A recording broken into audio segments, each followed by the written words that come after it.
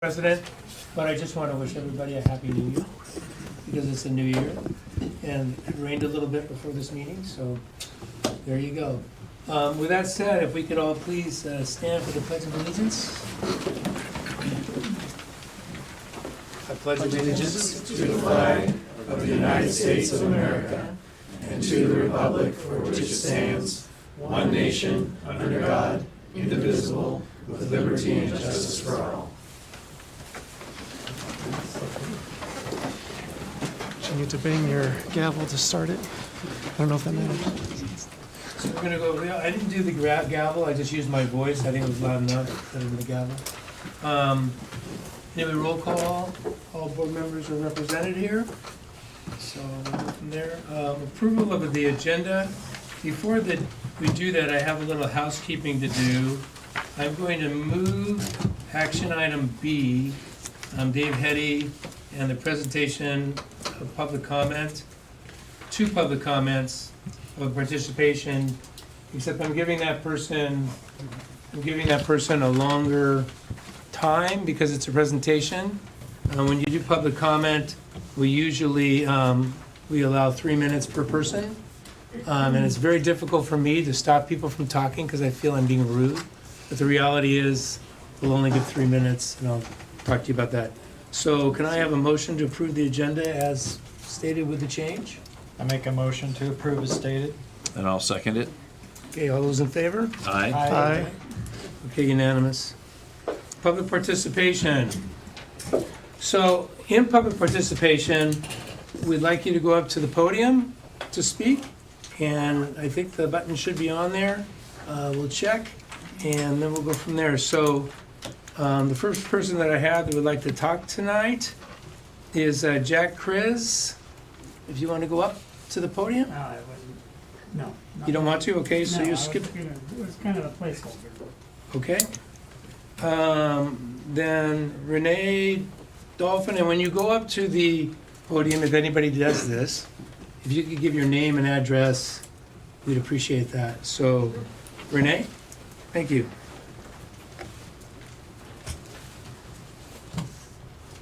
Hi, I'm Renee Dolphin. Address is 16870 Northeast Mountain Home Road in Sherwood, Yamhill County address. I'm here tonight to ask this board to do the right thing and let our kids ride their bicycles up on Riley Park again. We've done our best to honor Jason and Matt's motion 3 years ago, but a quarter of my own kids' lives have passed by now, and no alternative solution has been provided as promised. It's only fair that we have your blessing to be back up there, especially since it wasn't legal for you to kick us off in the first place. Please right this wrong and make a motion to allow bicycles again. Thank you for all you do to be good stewards of our public lands. Thank you. Thank you. Next we have Lauren Pfeiffer.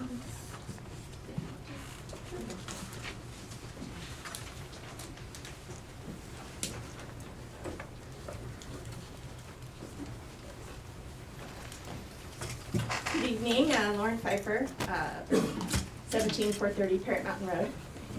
And we have a little video too, if Richard, you want to cue that up at the end of my quick comments here. But I'm here today representing Crystal Riley Park Equestrians. And as many of you seen, we're just, sorry? Oh. We are thrilled to announce our contribution of nearly $20,000 to the CPRD Foundation for the all-weather footing at the park. You can see it here in this video on the trails.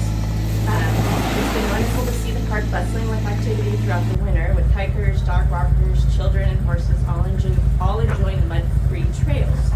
The positive impact of these improvements has inspired us to continue to volunteer and raise more funds for the west side. After discussing our plans with the park staff, we are ready to proceed once the west side trails are touched up with the box blade. After that, we'll be set to organize another hauling and spreading event. And I think some of this video shows all the volunteers that we had out spreading the hogs fuel on the east side. I guess it was about 2 months ago now. In addition, we'd like to extend our donation and volunteer base to help develop another master plan project, an off-leash dog area. With the growing number of users, we believe providing a safe space for dogs to run free will greatly benefit both our four-legged friends and their two-legged companions. Furthermore, our involvement in the Sheriff's Mounted Search and Rescue training efforts has highlighted the need for sustainable training grounds.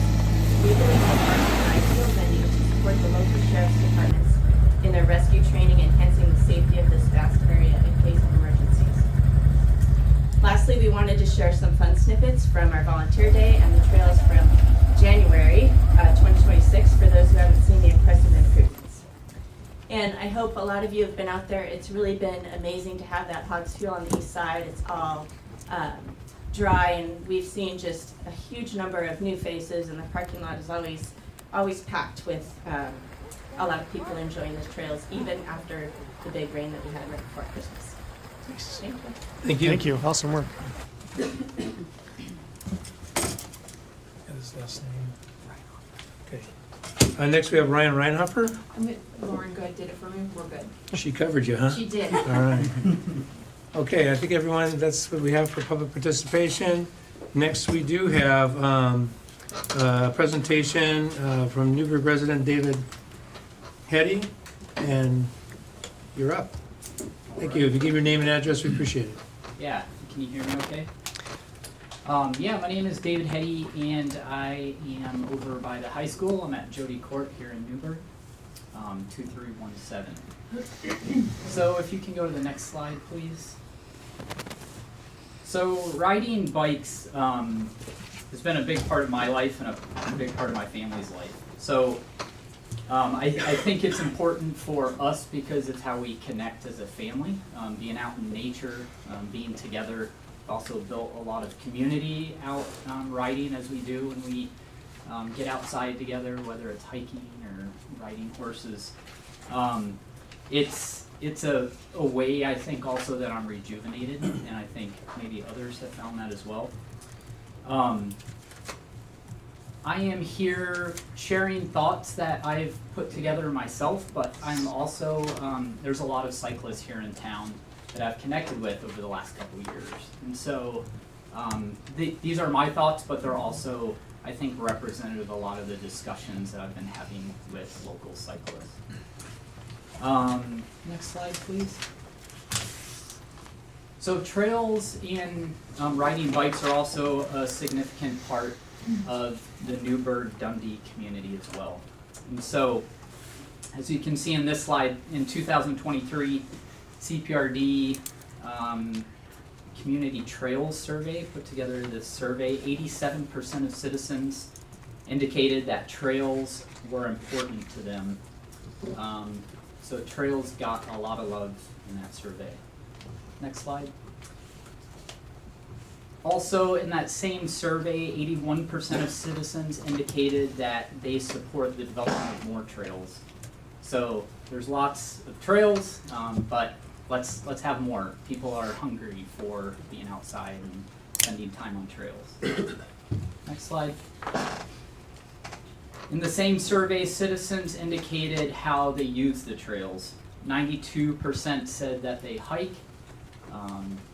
38%, I guess, is that bird watching. Somebody followed that.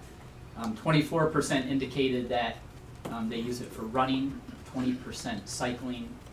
3% equestrian. So you can see here that there's a diversity of how people use trails here. There's a lot of different types of users. And yeah, I think it's important just to note that.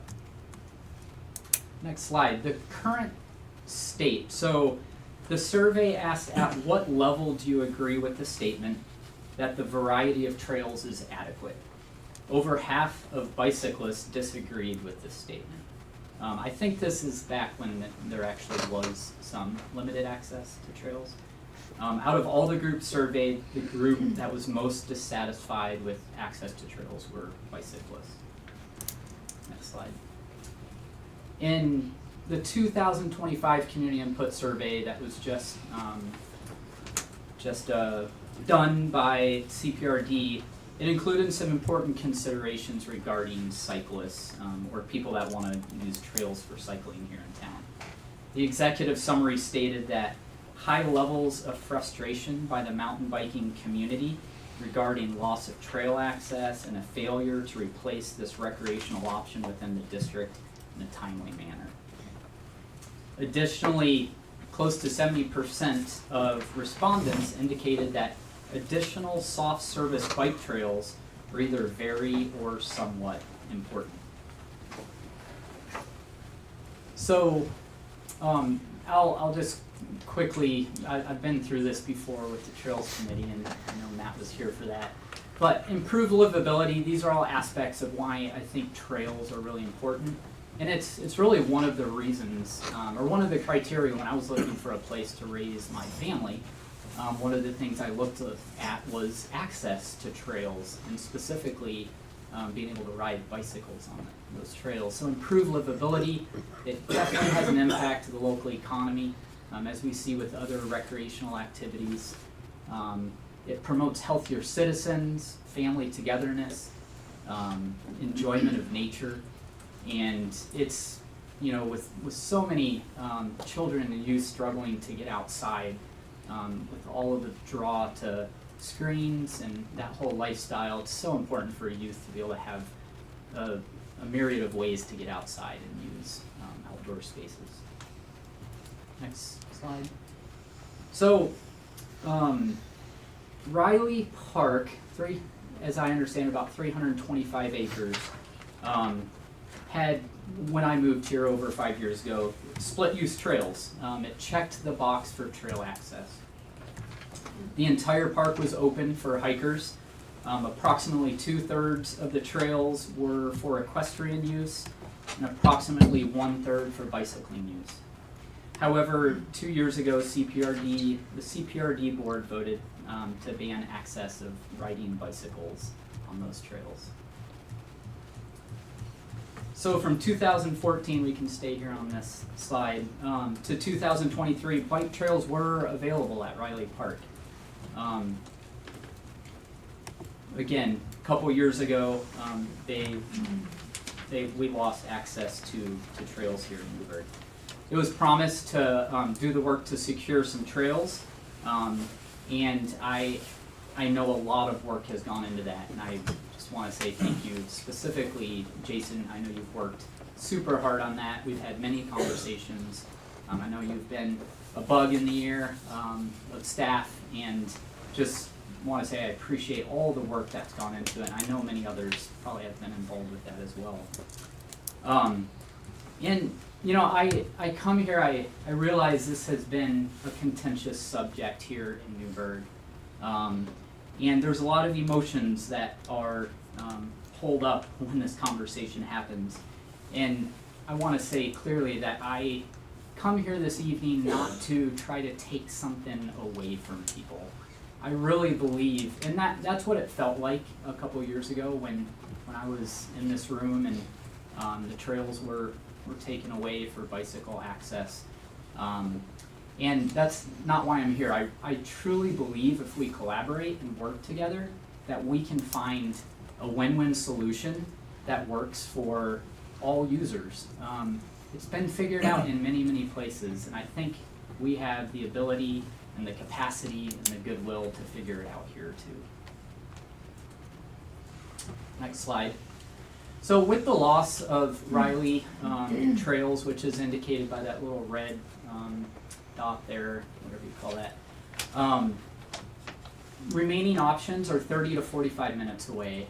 So the farthest one to the right there, that is Powell Butte Nature Park, which has a great little network of trails that equestrians and hikers and people on bicycles can use. To the farthest to the left there, that is a future park that's called Panther Creek. That's on BLM land. It's 8 to 10 miles west of Carlton, and eventually that will, in a few years, be a great place to ride bikes. Up north there, that's Chehalem Ridge Park, as well as Hag Lake. That has great shared use and split use trails. But what Riley offered was a location for citizens here in Newburgh to be able to, after work, take off, get up there, enjoy a run, enjoy some biking. And it also, just that close by access, I think, opens it up for youth and others as well.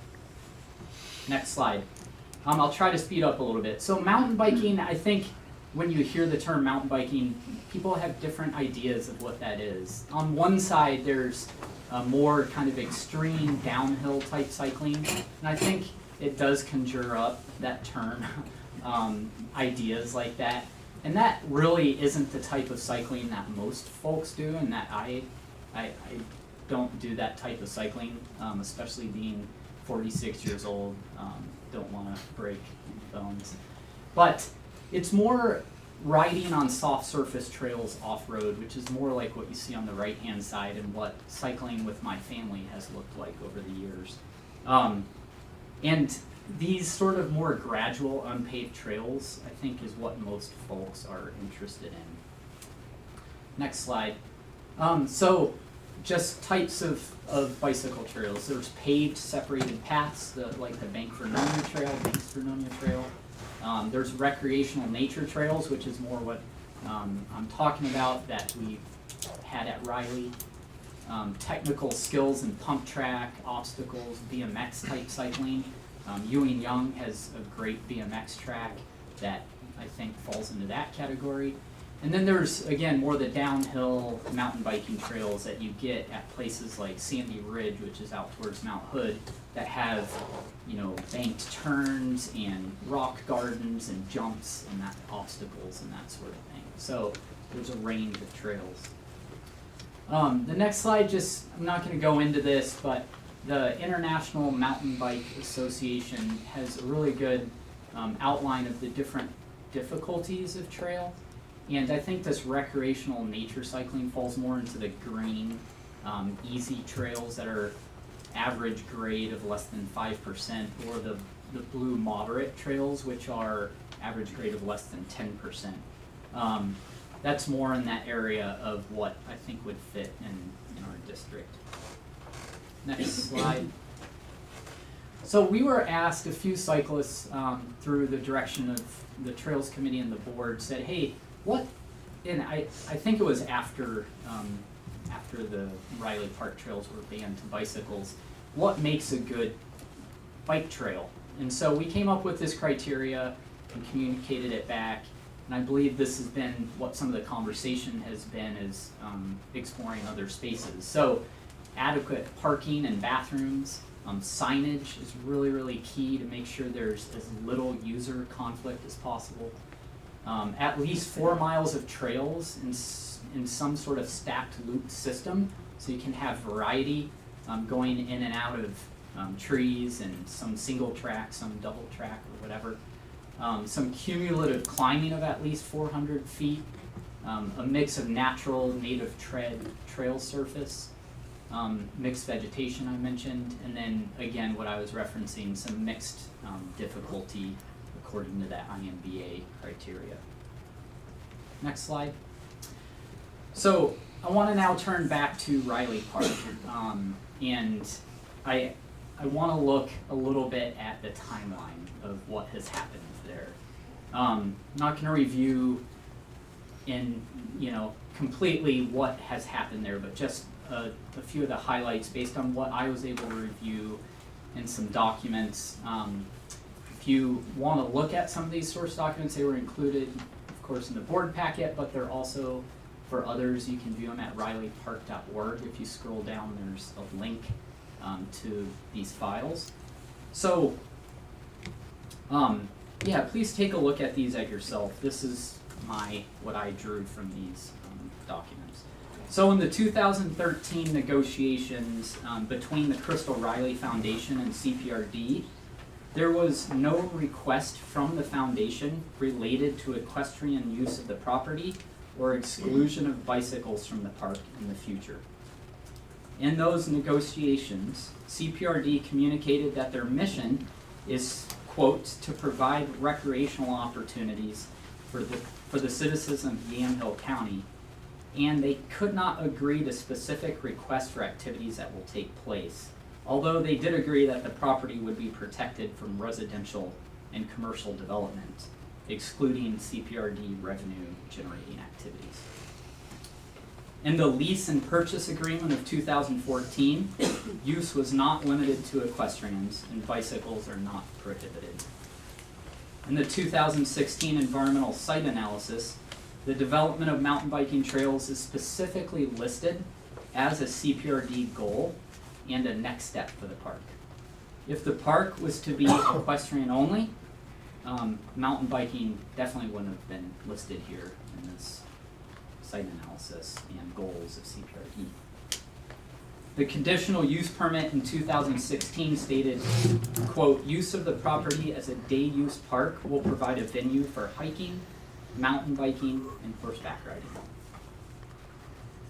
In 2019, the Riley Advisory Committee recommended that mountain biking trails should be developed on the east side of the property immediately. It was communicated to the committee that the west side was preferable for equestrians due to the open fields that could be ridden year-round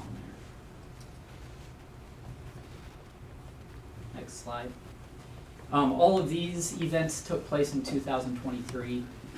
The Trail Advisory Committee recommended split use, again the same as the Advisory Committee, bicycles on the east, equestrians on the west.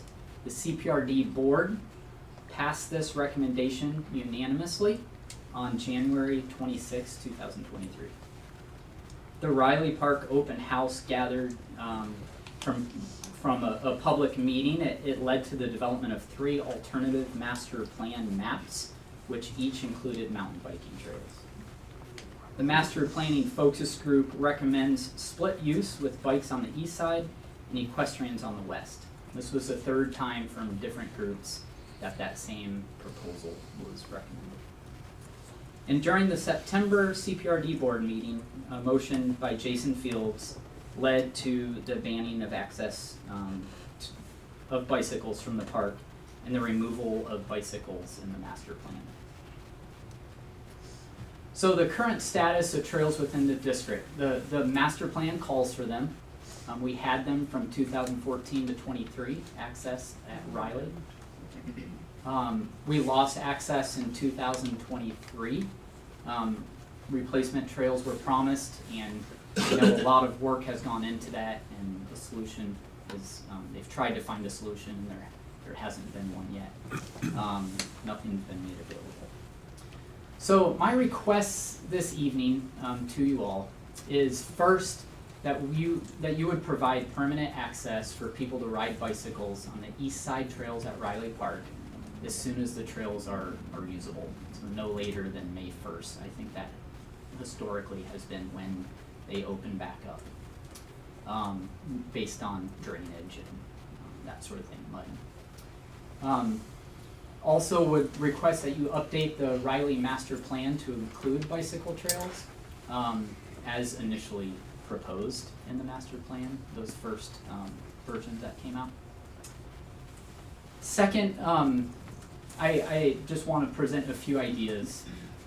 Cyclists were committed, just as I know equestrians are. Thank you for sharing what's been going on up there. Great work.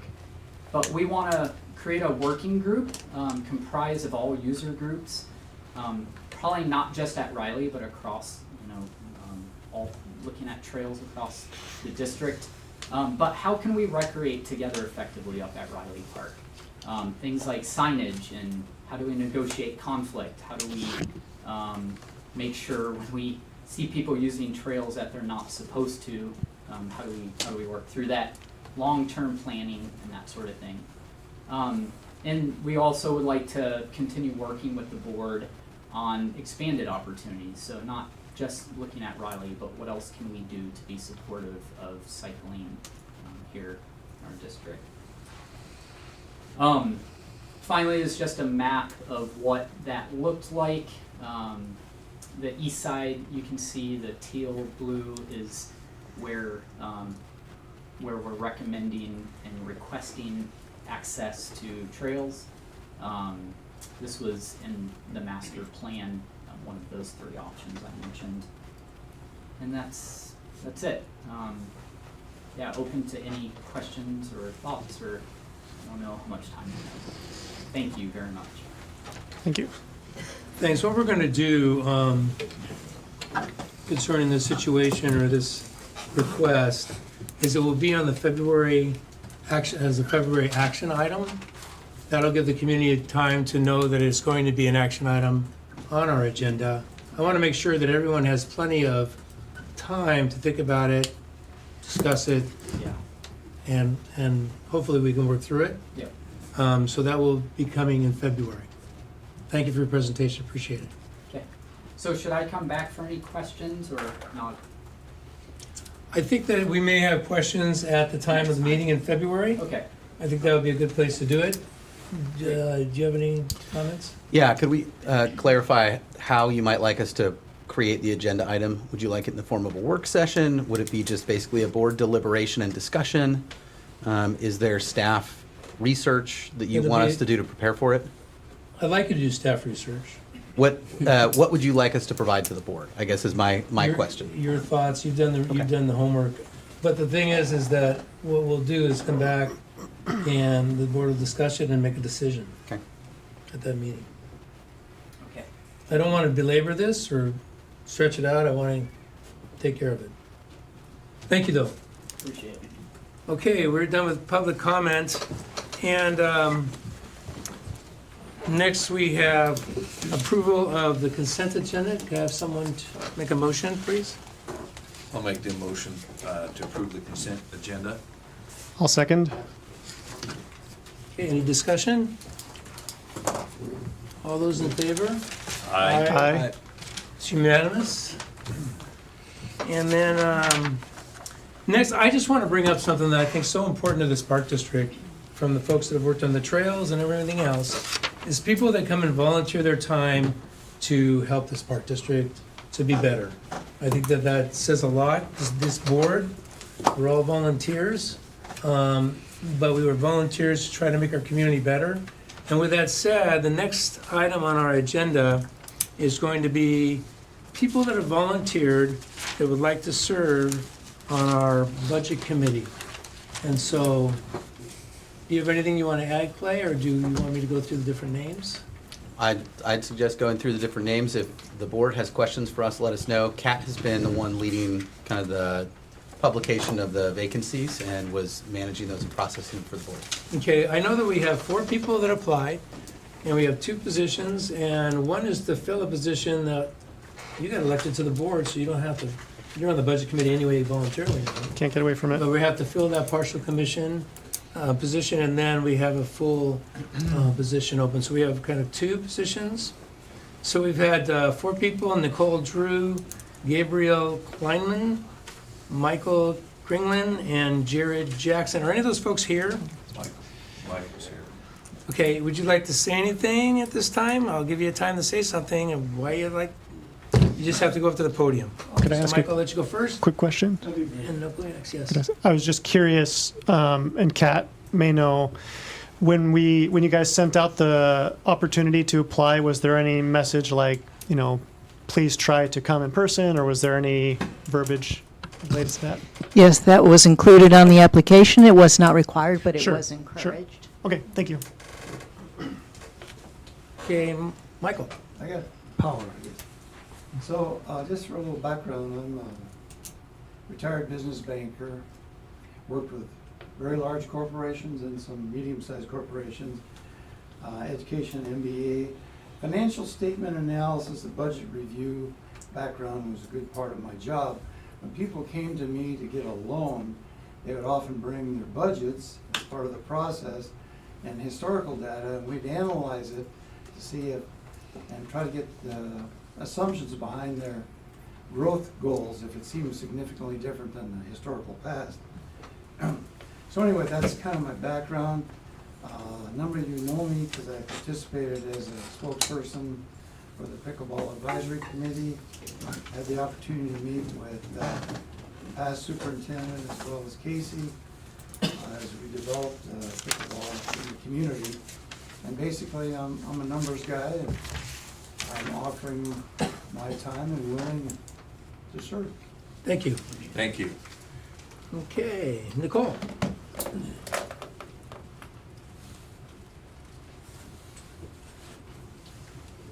Hi there, my name is Nicole Drew, and I am interested in serving because I'm about thriving people, thriving communities, thriving people within the communities. I work over at George Fox, and I serve as Vice President of People and Culture at George Fox. So already work in a nonprofit environment, and my job is really about the thriving of the people in our community there at George Fox. So I've been looking for ways to serve civically, and I'm involved in a couple of other things in Newburgh through volunteer service, got a couple of kids, volunteer for all kinds of things related to what they're up to. I serve on the PTA at my kids' school, have volunteered for coaching and sports and all that kind of stuff, interacted with all kinds of CPRD facilities and services, so familiar with the organization. I also volunteer for the Newburgh Downtown Coalition. I hold an executive board seat there, and am involved in helping provide strategic direction for that organization.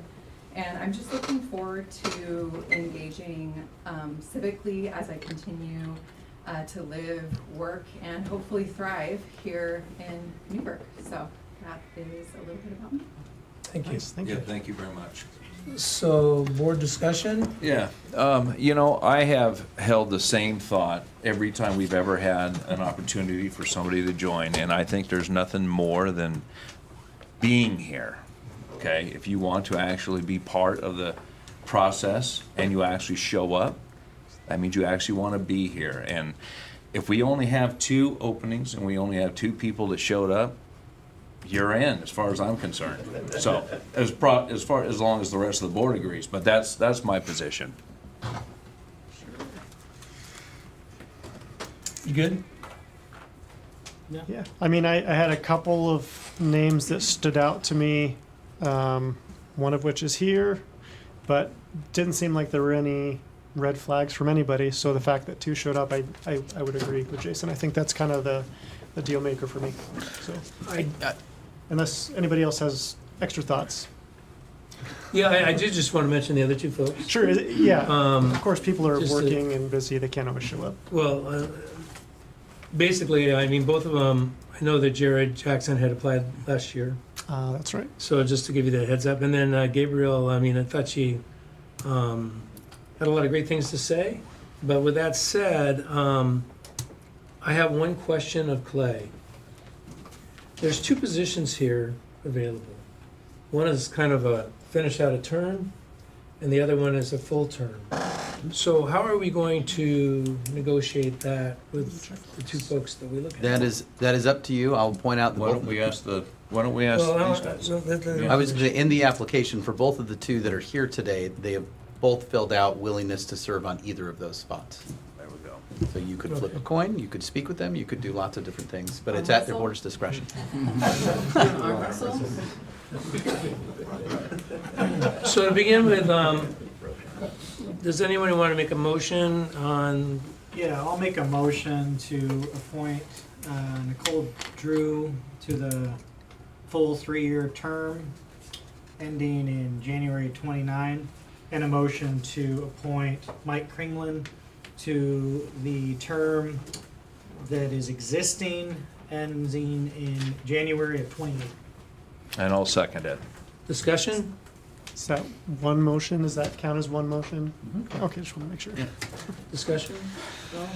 My, I think all 4 candidates look great. My only hesitation is one of the, it was Jared, who's not here, has worked in and around local government finance since 2007, currently on the finance committee for the school district.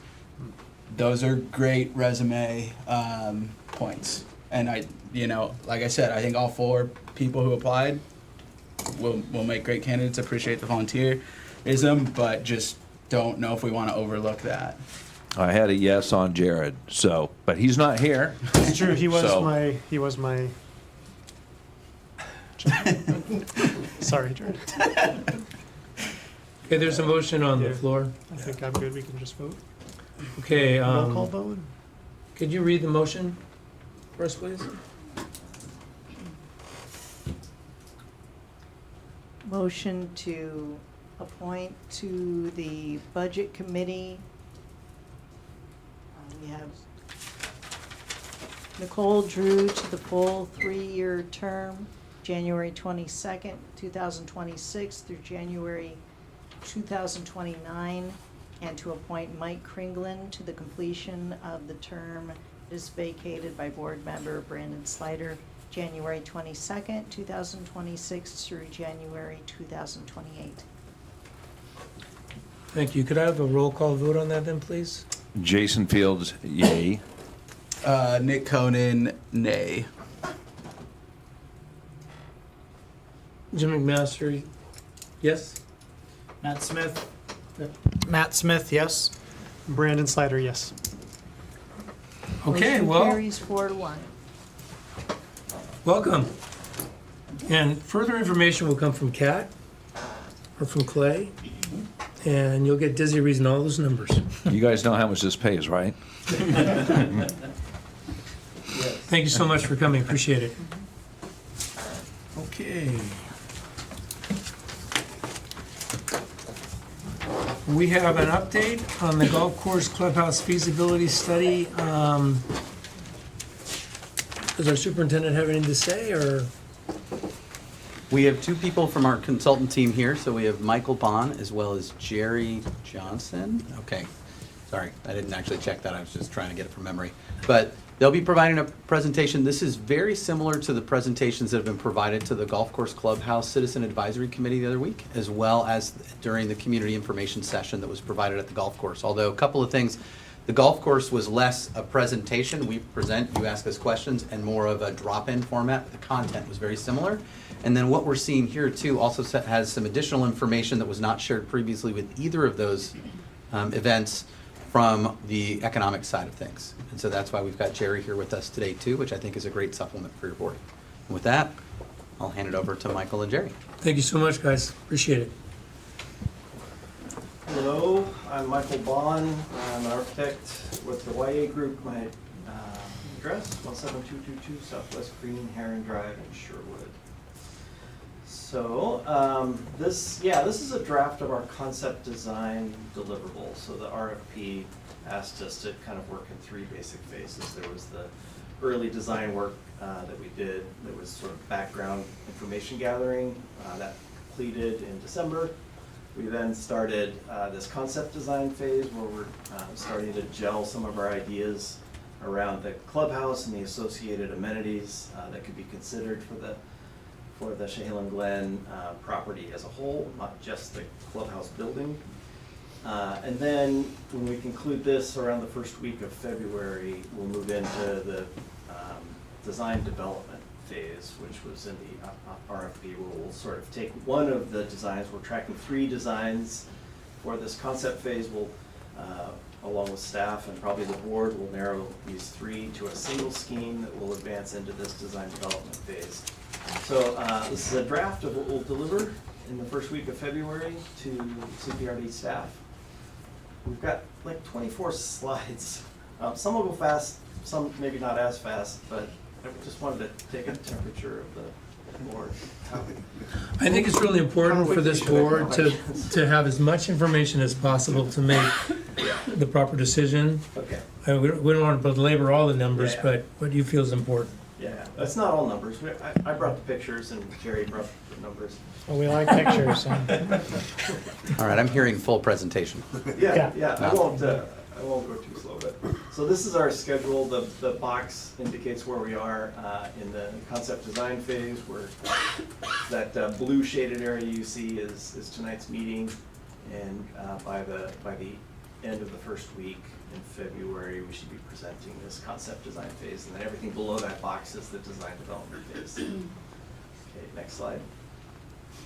So this is just us starting to gather as much information as we can about the site, aerial photographs, and topography information, irrigation, which still needs to be updated, And then public utilities, we're gonna add in private utilities.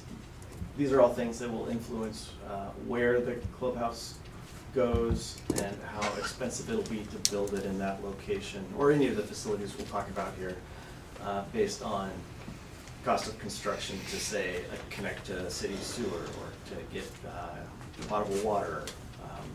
Where does the storm drainage go? So all of these things factor into the cost of construction. So that's why we do this background work.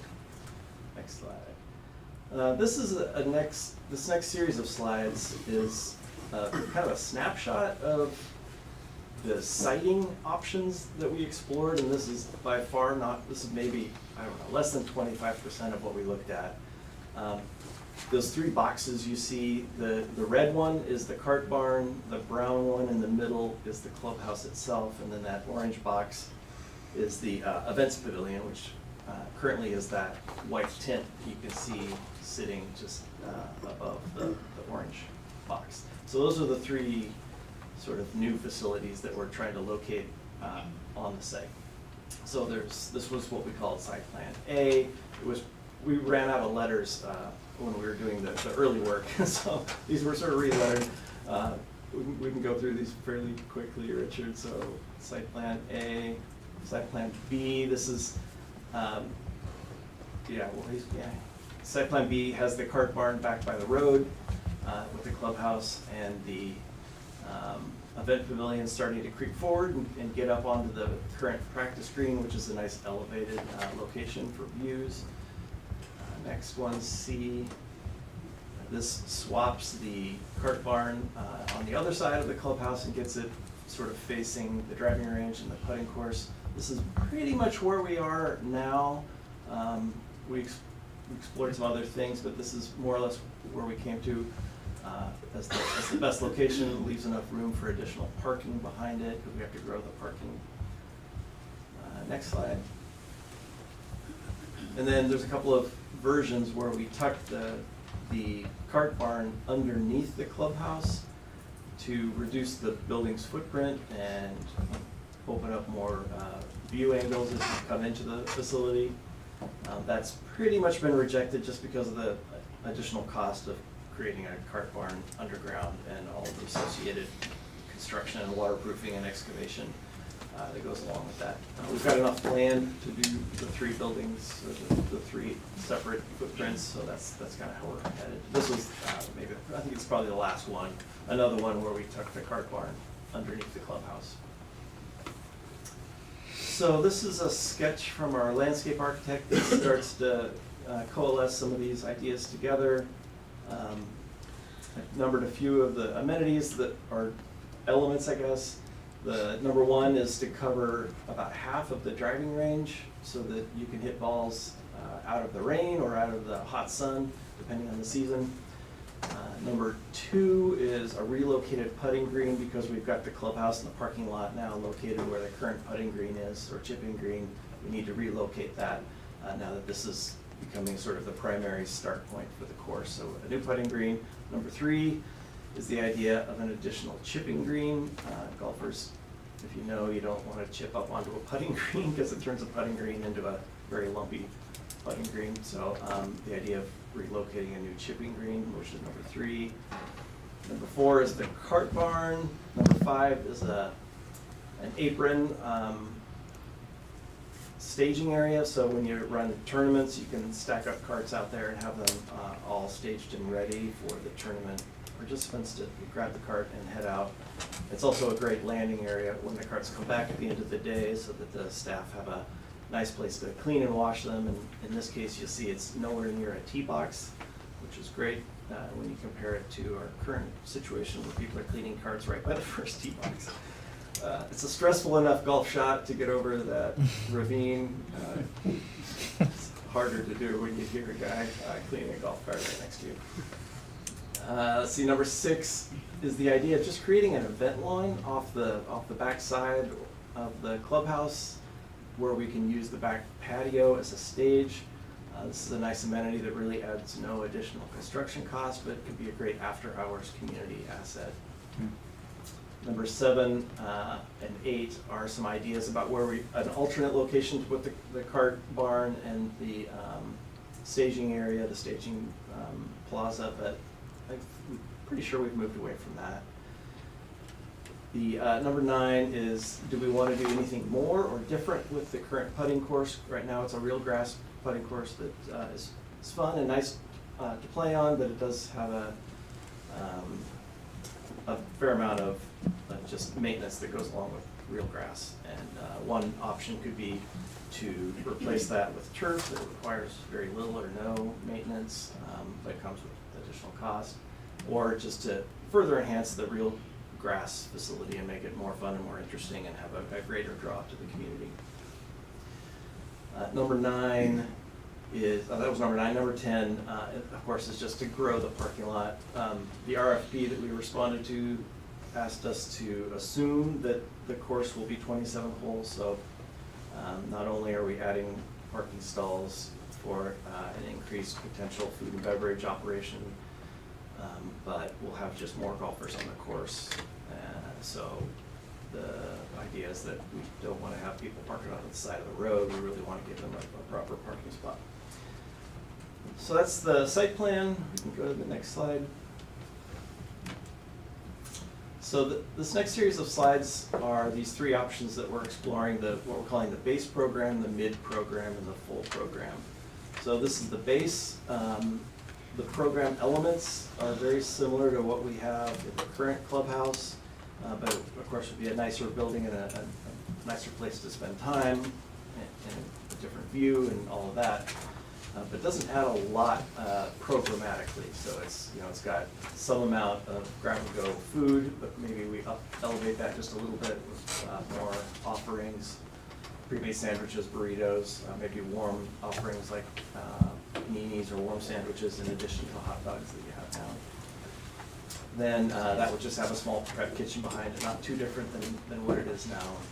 There'd be no bar service beyond beer and wine that you're currently doing, no full bar. Enough seating inside for roughly 20 people, which is maybe a little more than what you have now, but not a whole bunch more. And then the idea is that we would provide a new concrete slab adjacent to the new clubhouse that would create a good floor for the event pavilion, but we would reuse the tent that we currently have.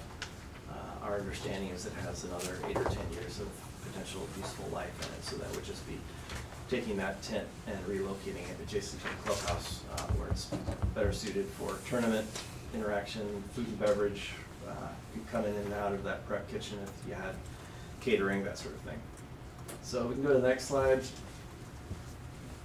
which is a floor plan, and I would encourage you to not, because this is the concept phase, so these are conceptual floor plans. It's easy to get hung up on the details when you see door swings and toilets and banquettes and things. So, but the idea is just to show that this amount of square footage will hold this amount of program. So that's the base program. The next slide is the mid program. So this adds in a full food and beverage operation with a commercial kitchen. We've now got seating, indoor seating for about 40, an additional maybe, it depends, but easily 30 outside. It operates as an independent concessionaire, so the Parks and Rec department is not running the food and beverage operation. And then we're adding in a full bar, so not a big bar, but at least full service where you can get drinks, cocktails in addition to beer and wine. And then we're putting in a dining / meeting room that holds maybe 18 to 20 people, and that can be closed off. It can be used for however Parks and Rec wants to use it. It could be rented, it could be open to the public, or it could just be overflow dining space if the weather's kind of like tonight where very few people will be outside eating. And then the event pavilion no longer has the fabric or the white tent that we have now. This one is now a covered but open air pavilion where it's most of the wall area is open, what's not needed for structural reasons. So the wind can blow through it, but it's much quieter. The event we held Friday at the golf course, the wind was howling, and it's an extremely loud tent, and I imagine pretty hard to run. certain types of events in there when the wind is blowing and the rain's coming down. So this would be a permanent wood structure, but open air.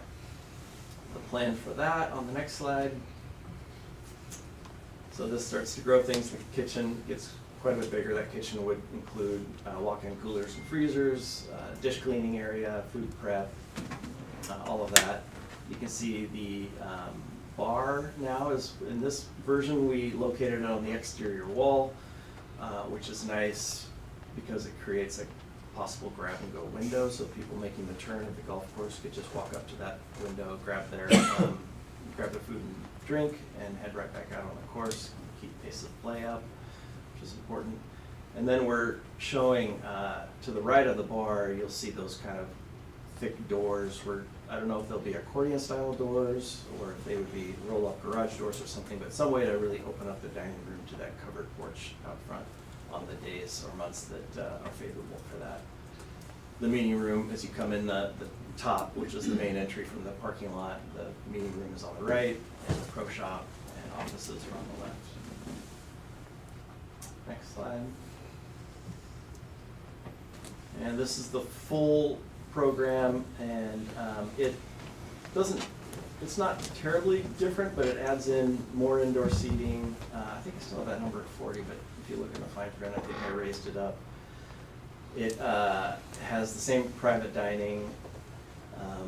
It has a fully enclosed and conditioned pavilion where it has real walls and insulation, and you can heat and cool it, which would open it up for use for the community for all kinds of different events that wouldn't be dependent on weather, wind, that sort of thing, temperature. So it would have that, and then we're showing space for at least one indoor hitting bay where you can practice your swing, you can get instruction, you can challenge your friend, and it'd be a possible rentable space that could be an income generator. So we can go to the next slide. So as you come in from the top of the floor plan, the meeting room's on the right. You turn left and go into the clubhouse. You can see the hitting bays on that back wall next to those two offices. A larger dining room, a larger bar, a little bit larger kitchen to serve them, and then the fully enclosed event pavilion on the left of the plan that could also be opened up when weather's favorable, but it can also be closed up and heated or cooled. So those are the floor plans and the programs. The next slide is talking about what we're calling amenities, or this a la carte list of additional elements that could be added to the facility. And we're starting to think about them in terms of their return on investment. And I've started a little chart here that's I think will be useful, but there's 3 columns there. The one is the just pure financial return on investment, which is the one on the left. The one in the middle is what's a return on the golfer experience for that investment, and then what's the return on the investment for the larger community. So we've got a number of ideas. These are almost too small for me to read, but I think these will all be provided to you. But it includes things like upgrades to the driving range where we cover it, upgrade to the driving range where we cover it and heat it, upgrade to the driving range where we include some shot tracer technology, which is super popular right now and could be an income generator if we can figure out how to secure it and run it. So lots of changes there. The idea of creating what's called a Himalayan putting green, which is this undulating putting green where you and your family and your kids or your buddies can go out there and practice or play between rounds, or even when you don't have a tee time and you just want to have a great time, you can take your burger and your beverage out there as well. Same thing with the driving range. You can take food and beverage to the driving range, and ideally you have seating behind the tee boxes where you can engage with your friends and family there. We've talked about indoor or outdoor fire pit or an outdoor fireplace that would be near or under that back patio that would encourage people to gather and create community. So there's a number of things there, and Jerry will talk more about some of these that we're able to put a little bit of numbers to, and we're still waiting on certain things for cost of construction, but In that first column, under financial ROI, I've included just some relatively conservative return on investment. And I left it green if the return on investment was under 10 years. If it was at 10 years, it was yellow. And if it goes over 10 years, I might turn it red. But the idea is, for this graph is just to show any given idea. Does it have financial value? Does it have golfer value? Does it have greater community value? And which ones have 2 or 3 of those elements?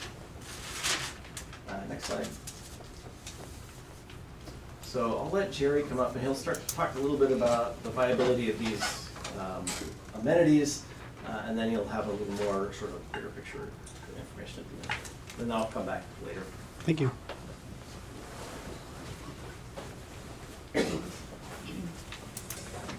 Thanks. We're going to be talking about preliminary assessment of viability because we don't have costs, so it's really difficult to understand if this works or not. But some of the pieces we have relatively good cost information, particularly when you talk about the a la carte amenities and certain aspects we can take a look at. Can we go to the next slide, please? So we looked at, these are some of the a la carte pieces. One is golf simulator training bays. You see a lot of facilities that have these as a commercial operation in the region already. The cost are you have to do additional interior space, right? So you've got to create your clubhouse large enough to accommodate these. The simulator tech and ongoing support is important. There's a lot of vendor partners that will typically do this with you, that'll handle installation of the simulators and maintenance of the simulators, but it's not inexpensive. You've also got utility costs that are high with simulators as well because you've got utility costs. Your benefits typically are higher food and beverage sales. You see F&B, it's just food and beverage.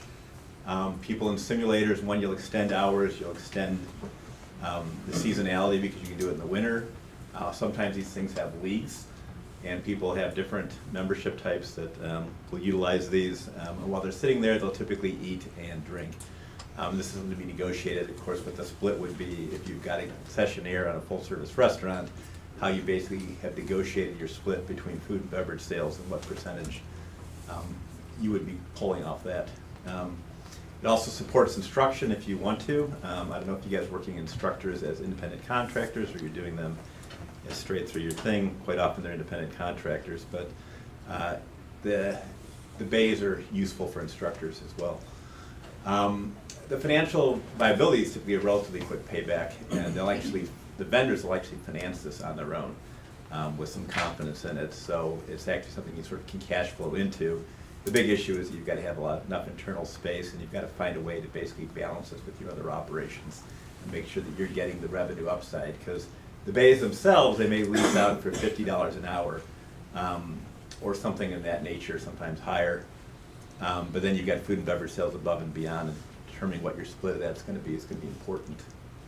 We talk about upgraded range facilities, your current range. We would really recommend the tracing technology, which is sort of the hot thing, and you can do this in small scale and slowly grow it over time. One of the issues is you're going to have to find a way to secure your range. You're talking about moving the clubhouse now to the right side of the road, so you actually have the ability to control some of those amenities, which is going to be important for almost all of those. But no one's going to put in a bunch of touch screens and expensive tracking software in an unsecured range. You're going to have to be able to roll that up and close doors when you're not using it. But it will extend the season, particularly if you put heaters in there and allow people to do it. But then there'll also potentially be a linked request and maybe linked to something like lighting of the range, so you can extend those hours. So you can run a little bit longer. And again, it's a food and beverage is one of your big payback things. You've got increased ball sales for range balls. They actually typically don't increase the cost of the range balls. Sometimes they will charge a little surcharge for using the tracking software as opposed to the regular things, but the range balls tend to be the same, but you tend to use more range balls. Range balls are a good revenue source.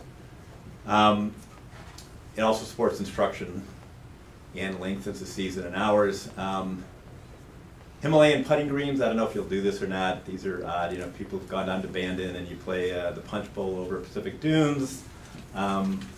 They charge nothing for that. That's a straight beverage sales thing. There's a reason there's drink holders at every tee box. and they've got a waitress running around and making sure the drinks come. Tends to be sort of a betting area and a lot of games after rounds. But it does sort of cash flow on as a food and beverage upside. The other option is, you've got a course right now where you try to charge for additional usage of the course. It's difficult to monitor though, to monitor who's going on and off it, and if it's a Himalayan type green, it's even more difficult because you don't really have a starting spot for people to sort of hop on and try the putting. And then there's also questions whether you do natural turf or you go artificial. Natural, obviously, most golfers prefer, but it's more expensive to maintain. Difficult. There's been strong preference for a full-service restaurant. We looked at a bunch of different restaurant options. The grab and go is what you currently have. I don't want to minimize the Chehalem dog, which is one of your top revenue makers currently. And you can keep the Chehalem dog or something similar to that for the grab and go at the turn.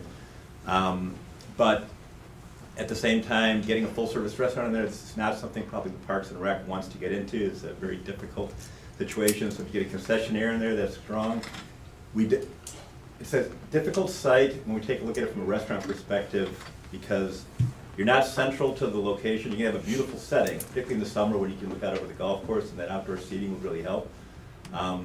Off season, you're sort of isolated. If you get a restaurant that's really successful, you're gonna have parking issues to deal with as well, because you start having conflicts of people coming in and out of parking lots and conflicts with the golfers. We would propose it's probably gonna be a percentage lease. Typically, you'll negotiate your lease term with a set lease amount for a certain sales amount. You've got to negotiate whether you're doing the tenant improvements. You'll certainly be doing the shell, because it's gonna be within, and the commercial kitchen probably. But the tenant improvements and who covers those and who finances those and getting that negotiated, those are all negotiated pieces, as well as issues like your food and beverage sales, and those all have to be figured out to try to make sure that you get adequate revenue and a return on cost. This is something that we see not just as a straight moneymaker. Restaurant probably isn't going to be a huge moneymaker for you. Outside of the food and beverage sales, the turn and the golfers, particularly the beverage sales. But it's an amenity that I think golfers expect. They expect sort of the 19th hole experience, that after a round they can sit down with friends, have something to eat. And it's also something to bring the community to the course. Because you've got the golf community you're already working with, but this also brings the broader community. It's another venue for them. If you do the meeting rooms, that's another venue that's not going to be a great moneymaker, but it's going to be a community amenity that people will value. So what you're saying, if we're just doing hot dogs and maybe hamburgers and fries and so on and so forth, we can do that in-house. Right. Once we get beyond that, we're looking at bringing in a concessionaire. Right. And we sort of, in the base model, they've got sort of an expanded grab and go where you maybe have breakfast burritos or breakfast sandwiches to go, or things at the turn. The basic thing where you come in after 9 holes and you grab a new dog and another beer and you hit back out for the back 9. A lot of stuff you guys can do pretty easily, but if you start getting into a full service restaurant, that's a very specialized use. Even for restaurant operators, it's a difficult operation. And for Parks and Rec, it's difficult to be running your own. So most people typically bring a concessionaire in to do that. But the build out of a professional kitchen Yeah.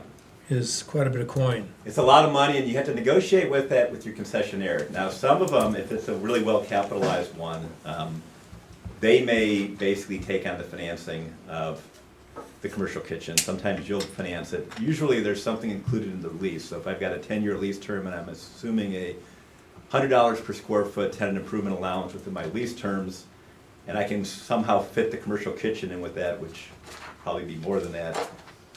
If they want you to either to pick up more costs, you either extend the lease to cover the more costs by a longer term lease, or you decide to finance it yourself, and then you increase the lease cost because they're not picking it up.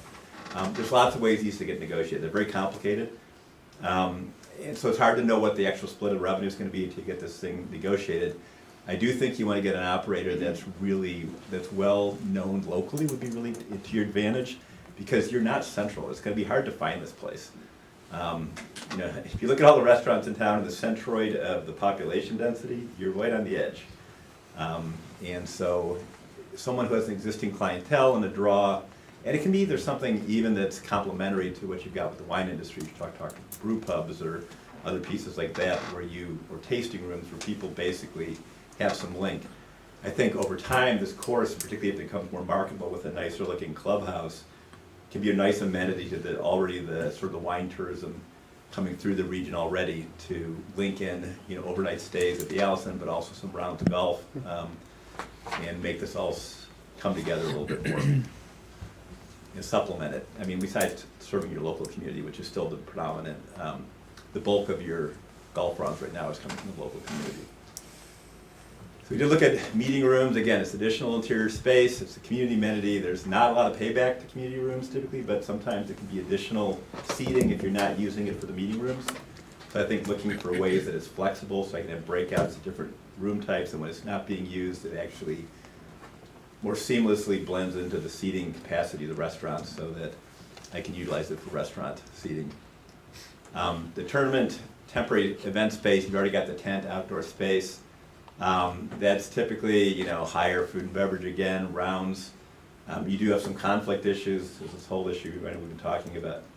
It's not part of this analysis, but there's additional talk about it, an additional 9 maybe, to help with the tournaments, because they do start blocking out areas where you can't really have your traditional golfers in there. So, Don't you think there should be an initial analysis on that next 9? Because really, that's what people are talking about, that this course would go if we had it. If we don't have those numbers, I mean... Well, the next 9 is, if you're looking at basically taking the budgets and extending them out, the 9 is going to be a disruptive thing. It's going to be something brand new, right? So the hope is that, you're adding 50% more capacity to your golf rounds in essence. You're not going to probably get a 50% bump in golf rounds from that extra 50% capacity. It's going to give you more flexibility. If I'm working on holes, or I've got to reroute, or I'm closing off a 9 to recover because the greens got ruined because of some growth that came in the greens complexes, or different things that are going on. Or I'm having a tournament. I want to basically make sure that I've got some sort of 9 available to people who want to go out and play on a Thursday afternoon, and I've got a tournament booked. There's some advantages to it. I think it helps your overall golf offerings. It probably increases the overall number of rounds, but it's not going to be, we wouldn't typically expect it to be a proportional increase. You're increasing your capacity by 50%, but you're probably increasing your golf rounds by 20, 30%. But you're giving yourself a lot of flexibility as well, and probably not irritating people who get irritated by the tournaments. So we look golf. Some of the pictures. Did you guys understand the golf simulator bays? You've seen these. We've got some basically payback pieces, but again, we don't have the cost, so we don't know, right? We don't know what the building costs yet, so we don't know what these things will be. This is more of a layout of how we would structure our typical return. We start taking a look at some of these pieces. Some of these are standalone, and it may be possible that if you want to do golf simulator bays, it's a standalone improvement that'll pay for itself, and if you've got some space for it, maybe it's a nice addition that complements your golf service, and it's not something you actually have to worry about on the financing side. Because again, if they're truly going to pay for themselves and they pass their smell test for the vendor will actually finance it and take the fees themselves and help you put it in. Next slide, please. Upgraded range facilities. Again, these show heated and covered. This one has some roll-down doors. Again, if you look at the equipment in there, you've got to secure this stuff. It's expensive, and it's got to be protected from the weather and protected from people who just want to steal it, right? Or grab pieces of it, or even just vandalism. You can do this. You can do the whole thing at once. We're typically would look at a phase and approach. You can do 10 of them at once, and then wait, and then see how that goes, and see if I got adequate demand to extend it out, and if people have an appetite to pay a little bit more to have the tracing technology. I've been running one of those recently. They put it in my home range. It's actually a lot of fun. It's disturbing because they actually track your distribution of your shots by club, and there's not a really good code. My spread is not very impressive, but it's a good training piece. And my son was out there dialing in clubs after Christmas that he got, and it's actually sort of nice because you can try to figure out what your actual ranges are. So it's pretty cool. They don't charge more for the balls for that. They just assume you're gonna get a beer while you're sitting out there doing that. Next slide. Himalayan putting greens. There's two of these. Either one you're probably doing. The St. Andrews on the left and punch bowls on the right. And punch bowl doesn't even give you any idea how big those hills are. Those putts, when you miss one of those putts, you miss it by like 40 feet because it like goes down a mountain and goes around a tree. But again, there's multiple ways that you charge for use on it, which is difficult to do. Typically, it's just a food and beverage plate. You just maintain the green. You can cut the holes different places every day. Your greenskeepers can get as vicious as they want and do really nasty hole placements to make these impossible, which actually makes it fun when you're out with your friends. And you can do league social events, and it's a nice sort of extender. And again, it's sort of a nice thing in the season. It's difficult to get the payback because it's basically additional greens. You got to figure out how you're going to allocate your overhead costs.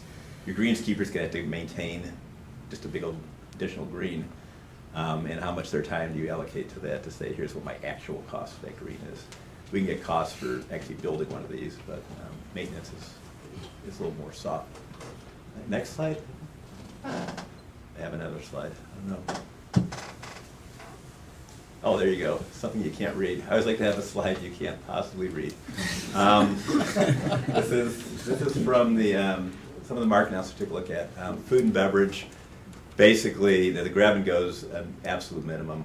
You can do an enhanced grab and go, we'd assume, and you can even do a little step up with more of a the panini type, a little bit more stuff, but stuff that you could basically handle internally with your current operating staff, maybe additional staff a little bit, but not much. Or then the full service restaurant piece, which again, we'd assume you do an outside concessionaire and negotiate that individually. Event meeting space, it's an odd situation in Yamhill County because you have so many wineries and so many high-end meeting spaces in the community. What you don't have is just a meeting room for Chamber of Commerce to come in for their Tuesday morning meeting or whatever they've got. And so you can do those, and sometimes they're helpful, and you can get a little bit of food and beverage sale from it. They don't tend to be big money makers, but if you can find space for it, you can make it flexible enough that you haven't given up the space, and I think that's the key to it. I do think it expands as a community amenity because it's something the community's been expressed interest in having. We don't see huge, it's not going to be a moneymaker, but it could be something the community likes, and maybe doesn't cost you that much. And so that's probably where that's going to end up landing in our analysis. We don't have the cost for the building, so we don't know. And another slide on this one now. Oh, financing options. We're talking about different things, revenue bonds, geo bonds, vendor financing. There's lots of grant programs you can try to go after. Grant programs are difficult. You can do private financing. There's different ways to try to secure this stuff. The big issue is trying to build this capital stack that's going to make some sense. So once we understand the cost, we'll be trying to take a look at ways you could potentially finance it so you can right size this to your actual means for the parks and recs. So you're basically, you have a viable path forward that you can actually get these improvements paid for, and some may just be that you've got to phase these in. Your long-term master plan is to have 20 enclosed bays with tracking software for your driving range, and a lighted thing, but we're not going to get that in year 1 through 5. We're going to start with 10 bays and see how it goes. Have you seen a golf course in Oregon be built with the general obligation bond in your It's hard to experience? isolate them out because geo bonds, it all gets commingled, so it's hard to know what people call. I mean, you do have a revenue stream, so basically you can do a revenue bond. The question is, do you have a revenue stream adequate to service the bonds? So we can take a look at your historic numbers and take a look at some of the projected numbers and say, we think you could probably do a revenue bond within this range and this current underwriting terms, and maybe that's something we could tie revenues to the golf course to. If they're smaller, these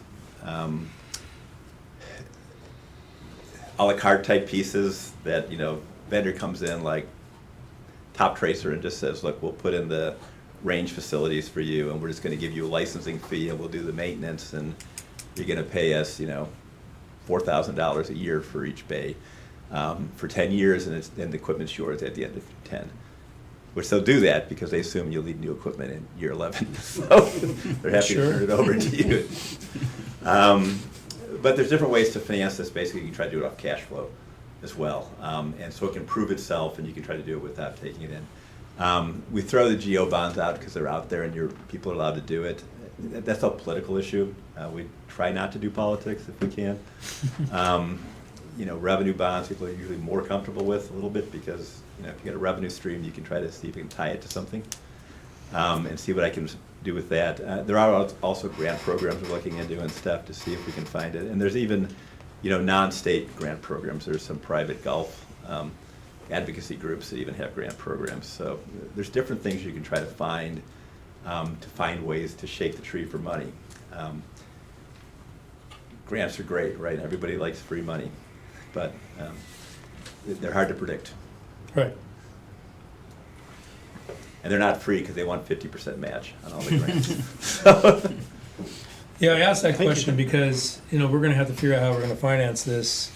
And with that said, I've got one last slide. I want to ask the superintendent, do you know when we were going to be retiring the debt that we have now on that? It was just done I was Yeah. gonna say it should be this. So it is retired? last August. Last Right. August? Okay, thank you. Yep, thank you.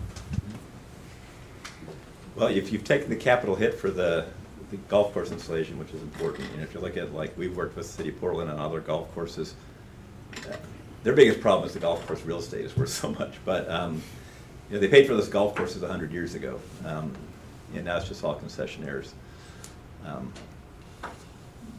Thank you so much. Appreciate it. And the board may have questions when you're done with your... Oh, yeah, no. Okay. So this last slide, part of the RFP request was that we do renderings for our options. So this are some renderings specific to the MID program that we showed. The top left would be what you'd see coming in from the parking lot, an entry to the clubhouse and the restaurant at that elevated roof. Off to the right, in the background, you can see the open air event pavilion. And the cart barn is that little building creeping in on the right. Bottom left is just a dusk view of active evening at Chehalem Glen with fire pits and some sort of event going on in the pavilion and people eating outside. The top right is just midday shot looking back from the golf course, looking sort of northwest toward the golf course. And in this one, If you would like, I just wanted to give you the option, as you talk through the different slides, we can probably have Richard zoom in on the individual ones, I'm afraid, for I think, people up here. yeah, if the board If wants there's that, we can. any details This that is you're just kind of a looking for. quick overview. I didn't want to get too deep Okay. into it because Are all of these mid-level or are they different levels? this is all the mid. Mid-level, okay. Yeah, this is all the Thank you. mid. The top right one, that golf course view, we've provided, one of the things we heard at the golf course open house event was interest in an elevated dining space. Oh, here we go. It's the last slide, Richard. That's a little bigger. So top right, there was interest in a rooftop bar, rooftop dining experience. I wasn't quite as receptive to that as I wish I had been when they first brought it up to me. But that opens everyone up to, a flat roof in Oregon that's occupied is expensive to build, difficult to maintain, and comes with a lifelong worry of water getting in your building.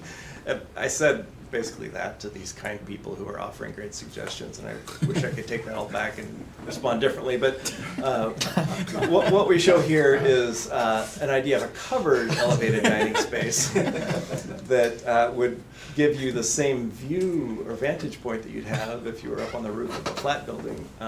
But you're covered, and the deck is also covered, which is great for long-term maintenance. So it only has an exterior stair. You can't get up there from inside the building. It's just an outdoor amenity. So that's that one, and maybe we go straight below that one, Richard. There's a rendering. This is from inside the dining room looking out, and you can see the pro shop in the background back there. And you can kind of see the elevated diners up there through those clerestory windows. And then the center rendering is just a little bit of a aerial to help orient you. You can see the new parking lot extension in the background, the cart barn up above the golf up above the event pavilion, and then just an active early, I don't know, maybe early evening. Yeah, there's the cart barn back there with some carts staged. And yeah, the citizens of Chehalem Glen enjoying their time. Here's that, yeah, that's the entry experience. Coming in off the drop-off, that arcing drive is the turnaround at the end of the driving, or of the parking lot, and that bottom left, of course, is that dusk view. People coming off the course when they can't see their ball anymore, and headed over to grab something warm to drink and sit by a fire. Were your renderings only for the middle range, or did you do any higher end? We'll have renderings for the base, middle, and full in the final concept design deliverable. We'll probably have more renderings for this mid, which is a little more where we think we're more likely to land, but we will have at least 2 renderings of each of the 3 schemes. Questions from the folks here?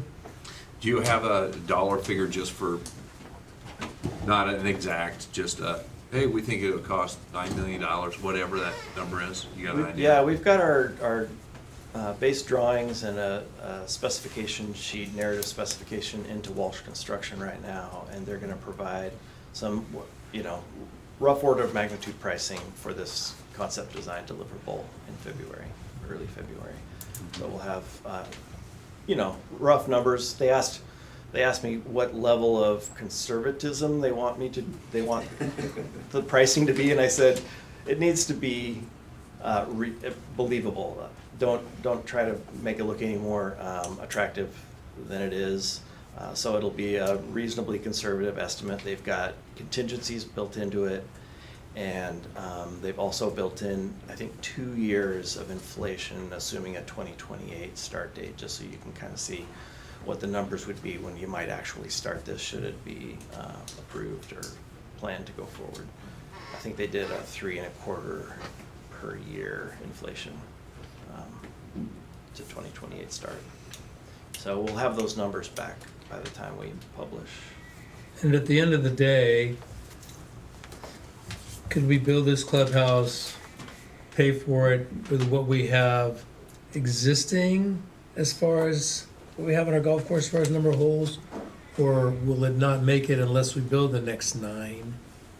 That'll be a question that's gonna come up, and, we talk about 9 million, 8 million, 6 million, whatever it's gonna be for that clubhouse. The next 9 is gonna add millions to that to get it all done at the same time. So those are all numbers that, the community and the board will need to know before they can make a decision to see if we can, afford this. Yep, yeah, my team can help provide costing on most of the elements you've seen, the clubhouse, the cart barn, the site work, the driving range improvements. I think putting greens, those things will be included in the estimates that I can provide. The pricing of the third 9 construction is not in our scope. So I can't speak to that or the revenue. That's not my expertise, and it wasn't part of the RFP, but if it were something you wanted our team to take on as additional work, I think we probably have the team for it. I think we could talk to the superintendent about that, and he can talk to you. But I think that if we're going to do this, we need to know all the numbers. Yeah. And so if you want to. Sure. So we can negotiate with the consultant team about that, but the current scope of work anticipated a single model that we would be going under based on the board's strategic planning priorities. If the board feels like it needs more scenarios to make a more comprehensive decision on what feasibility looks like, kind of like what Jerry was talking about, that even though you increase the capacity of the golf course by 50%, your revenue doesn't necessarily go up by 50% accordingly. It goes up by a different increment. So if we want more out of that economic analysis to not just analyze that 27-hole future condition, but to analyze an 18-hole future condition as well, we can do that. What are you and Casey's thoughts on that?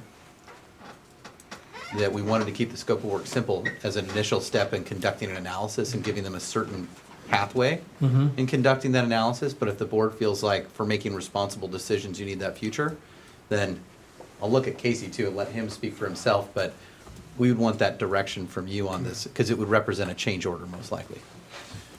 And it's not that we couldn't have it budgeted, we would just need to speak with our consultant team and ask them what that represents. So what would you feel comfortable right now doing?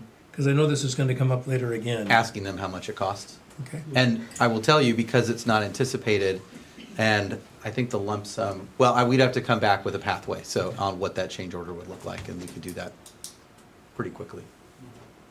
So, What does the board think? Casey, what are your thoughts on doing a clubhouse without expanding an additional 9?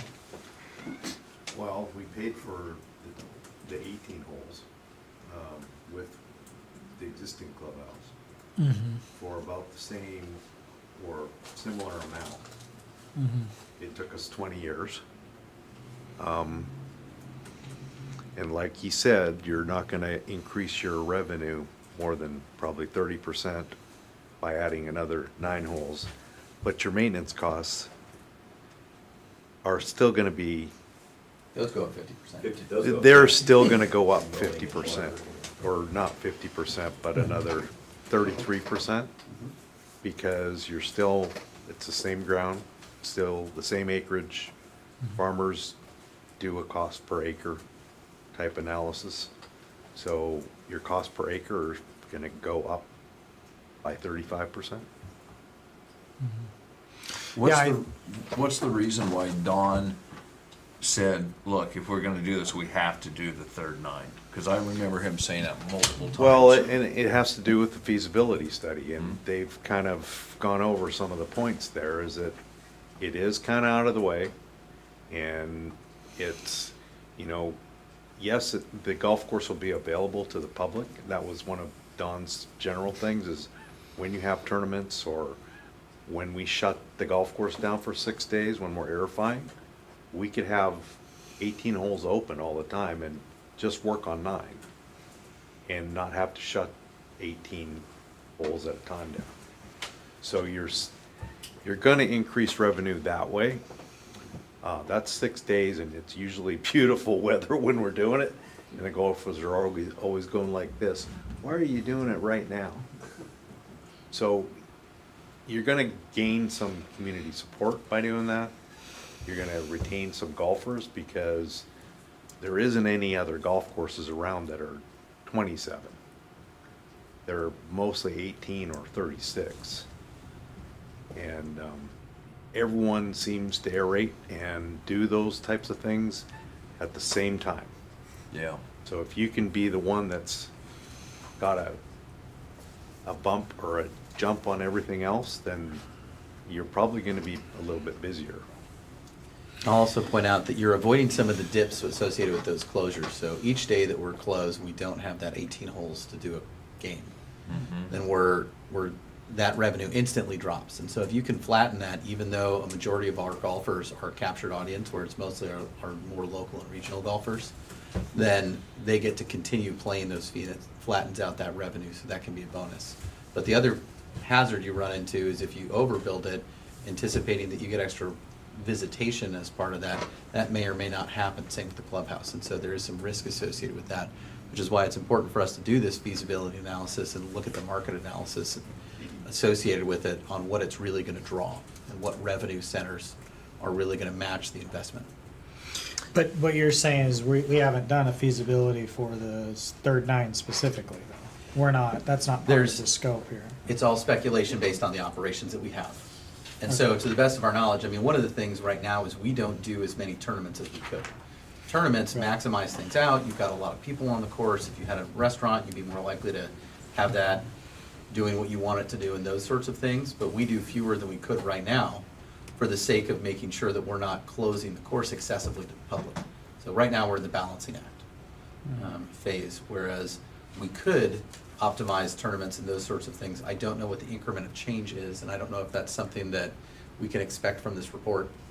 But I don't know how many more tournaments we would reasonably have capacity for under those conditions. But that would be that condition, and that's kind of what Don's rationale was when he made some of those statements, is that right now we do that balancing act to make sure it remains available to the public in a fair way.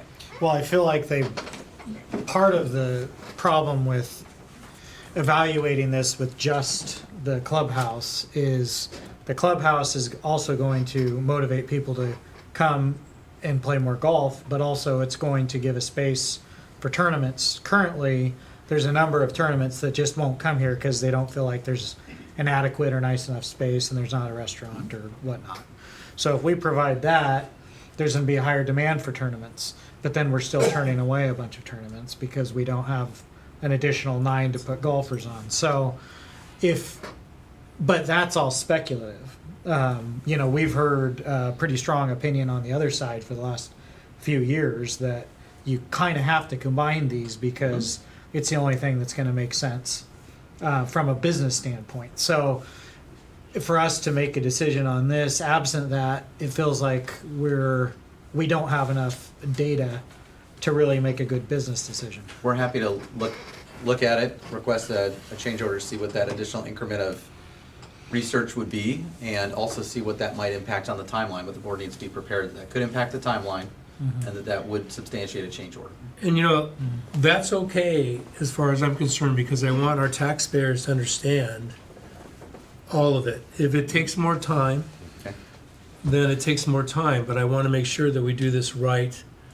I mean, I think you alluded to, this is a business in reality, and this business needs to be successful, and it needs to pay for itself. Now, I do want to know that with the 18 we have and the clubhouse that you're looking at, hey, will that revenue that comes in off those 18 pay for this mid-level thing or clubhouse?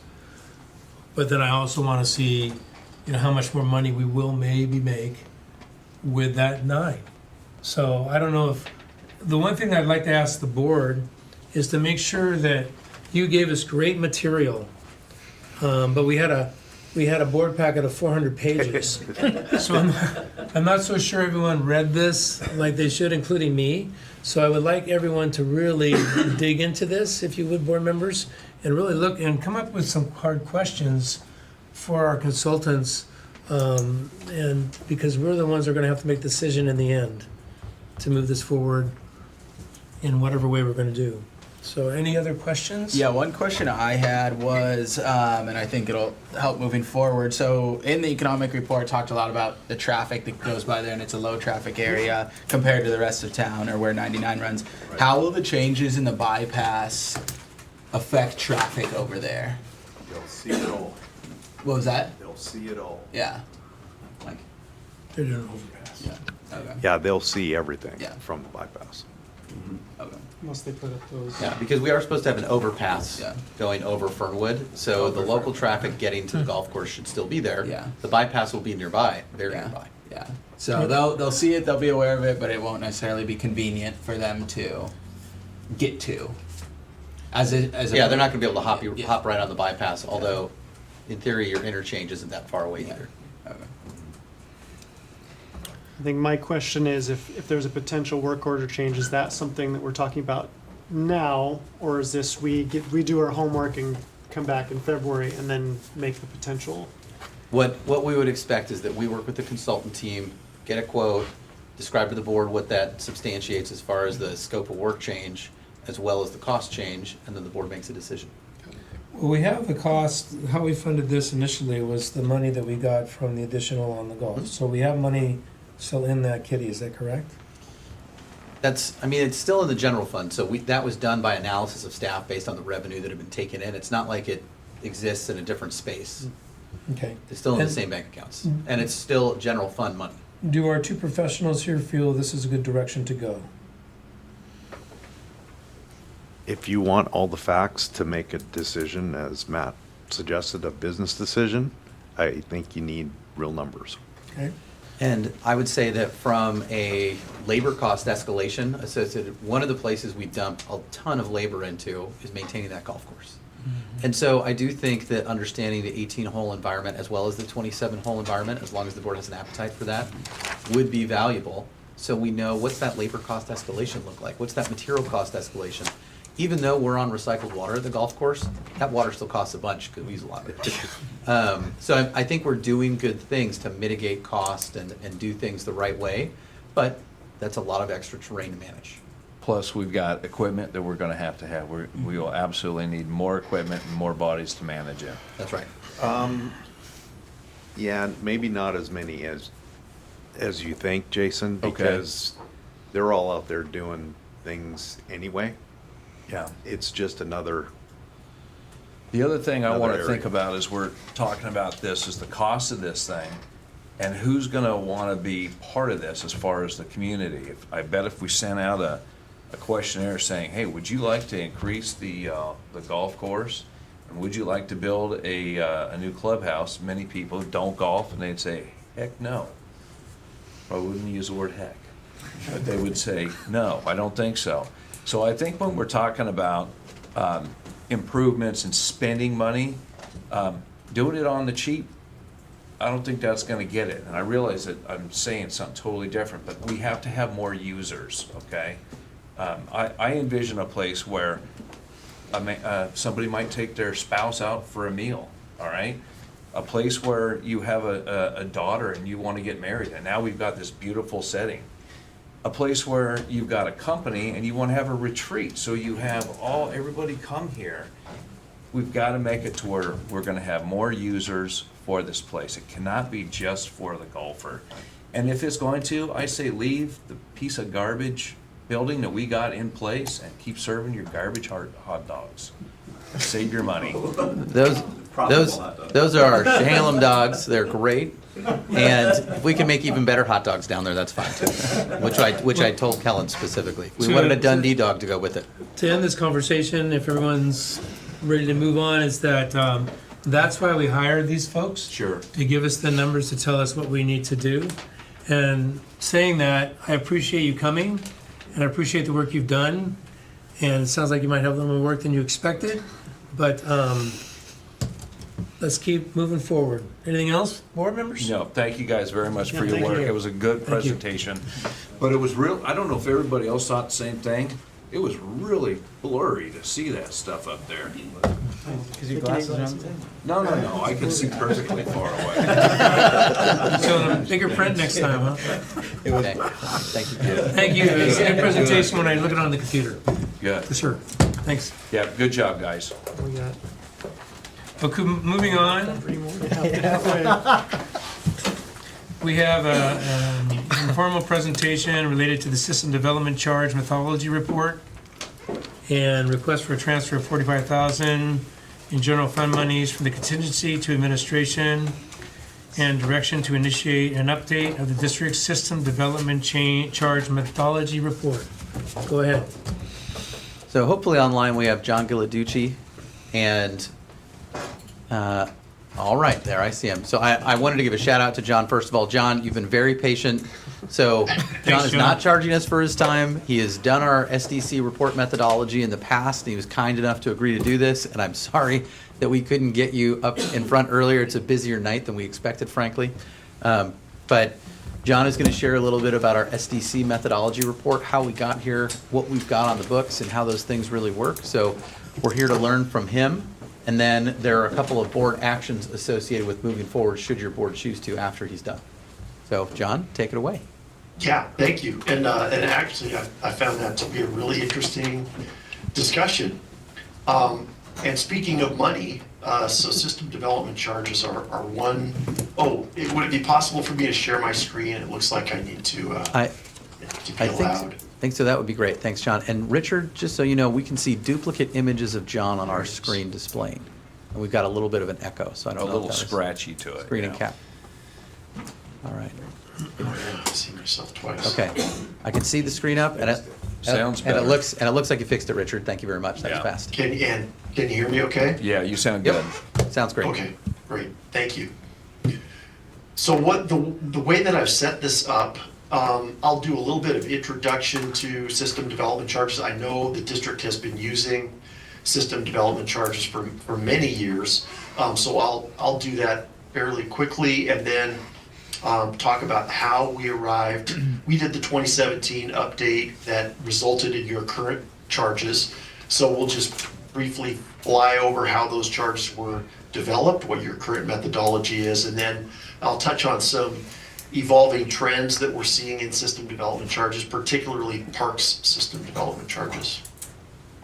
So as you are well familiar, these are the one-time fees paid at the time of development by new development. In addition to parks, which is obviously our topic for tonight, SDCs are available for water, wastewater, stormwater, and transportation. I believe the city charges for all 4 of those other services. We can only use SDCs for capital projects, for capital costs, and we need capital costs in order to calculate the charges. They sometimes have an existing buy-in piece, that's called a reimbursement fee, but for the most part, especially with parks, it's all about planned projects, future projects. That makes up the bulk of the system development charge. And they're supposed to represent a share of major system facilities, not what we would call local facilities. So we follow the law very carefully. We know it well. There have been just a couple of changes over the years. This 223.316 requires local governments to post their methodology, which the district does. I saw it on the website. So you've got that background information on how the charges are calculated, available for anyone. This 223.304 is where the bulk of the language is about how we calculate the charges, what has to be considered. It's got the credit language in it and also these notice requirements. You have to provide 90 days notice before you can actually act and change the methodology once the report is ready or the analysis is ready. So the calculation, pretty straightforward. The math is that reimbursement fee, which is the buy-in, if it exists, is all about any unused capacity. So if you have overbuilt your park system, there may be unused capacity available for growth. We would divide that cost or value by the growth that's expected to use that unused capacity. The improvement fee is, again, that's all about the project list, planned projects. And we look at the growth-related portion, the capacity increasing portion of each of those projects divided by the growth that will be served. That gives us our improvement fee. Together, they equal the system development charge. So just looking a little bit closer at growth, here is where we're looking at population forecasts, whatever growth might be included in the parks plan that the district might base its projections on. That's the growth that will be in the denominator of the calculation. And then for that reimbursement fee, if there is one, we're trying to identify the cost of unused capacity in existing facilities. So again, if there was an overbuilt park system, you might have a basis for a reimbursement fee. But the bulk of the charge is almost always, and it is in the case of Chehalem Park and Rec District, it's entirely an improvement fee and likely will be going forward. Here is where we're trying to identify and isolate the cost of projects and only those costs that will increase capacity for future users. And that's the numerator in the charge calculation. If we are correcting existing deficiencies, we can't include those costs. If we are building more parks than are needed to serve our forecasted population, then we can't include those overbuilding costs either. It's that sweet spot where we are building parks only to serve park capacity, only to serve expected growth over the planning period. I have a question. Sure. Real quick. If we, let's say, have a playground and we're totally tearing out that playground because it's reached its end of its life, we're gonna put a brand-new playground in, not use any of the playground that was there, could that be used in an SDC fee mythology? So if we can say that that amenity, once the new one is built, will serve more users, it has more, let's say it's got more restrooms than it had, or the playground is bigger, or you're taking what were grass and turning them into turf so that more people can use them, then yes. You likely couldn't include the full cost, but a portion of that cost would be includable. Thank you. Sure. So one of our goals is to calculate the maximum defensible system development charge, and then the board can choose, anything up to that maximum defensible amount. And one of the things we'll look at that the board decided to do last time, we had a couple of different options, and the board chose an option that wasn't the maximum, but was, still obviously a legally defensible fee with a solid rationale behind it. So here's what I understand to be the district's current system development charges. As we noted, last updated in 2017. The district's been great about continuing to keep up with inflation. I know, because I would talk to Don every year and provide him with the ENR construction cost index so that those fees could be updated every year to keep pace with inflation. So these, I believe, are the current charges after those inflators had been applied every year since they were adopted in 2017. Different fees for different types of dwelling units based on the average occupancy for those different dwelling unit types. Hey, and just so we're clear, these are just in the city limits, correct? Is that correct? No, These are In the Is it district. the whole Should be county? District. Or is it the whole Everyone- district? Everywhere in. So within the even if you're rural, okay. So these were the growth estimates that we used in 2017. Obviously, these will have changed. At the time, we looked at population in the whole service area, so that included Newburgh, Dundee, and the unincorporated portion of the Chehalis PRD service area. So that planning period was from 2017 to 2034. This change in population growth there, a little over 12,200, was the denominator in the calculation. So we would be looking at, or the district would need, new estimates, which I'm sure are readily available for projected growth. This was the project list that was used at the time. And these amounts are the amounts of either acres or numbers of facilities, or in case of trails, miles of trail that were being added by each of these projects, the total cost. And then we applied, so there are a number of different options, methodological options, to calculate the fee. In one, you would look at the, and when I say level of service, what I'm basically talking about is the number of acres per thousand. There's also miles per thousand if it's trails, facilities per thousand if it's another type of park facility. But speaking just in terms of acres per thousand, this realized level of service looks at what the acres per thousand will be after the district has built out the capital project list, and then determining what the SDC is based on the difference between the current level of service and that future level of service. That would be the deficiency, and that allows us to calculate an eligibility percentage. I won't dive too deeply into the math, but we're basically looking at the future level of service to calculate eligibility that way. Another option is the adopted level of service, the target service levels that are in the parks plan. And the third one is the one that the district chose, this current level of service, which says, okay, right now we are providing X acres of park per thousand.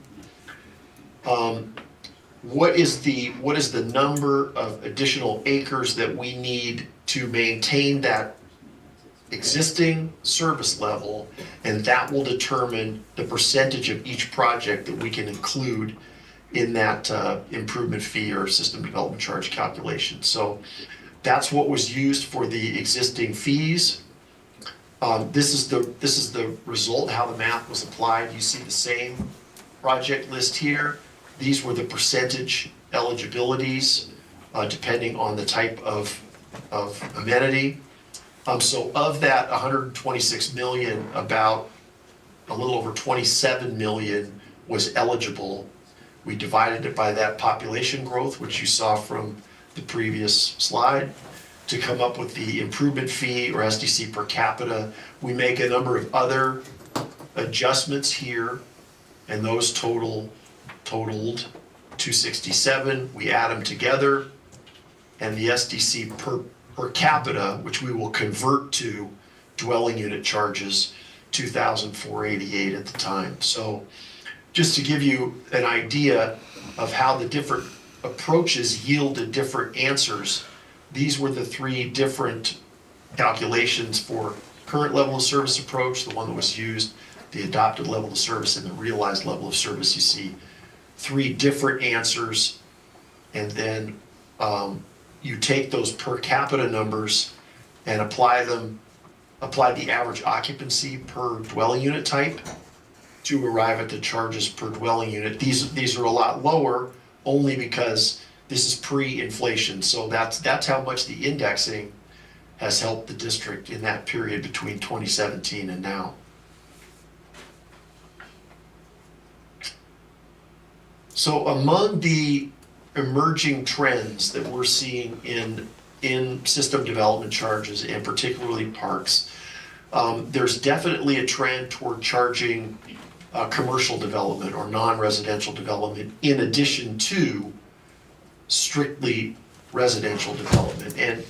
And there's a proven approach to look at how employees who are working in the service area of the PRD have access to parks, and how they have lesser access to parks than a full-time resident of the service area. So the rate for commercial is substantially less than it is for residential because they have less access to the parks.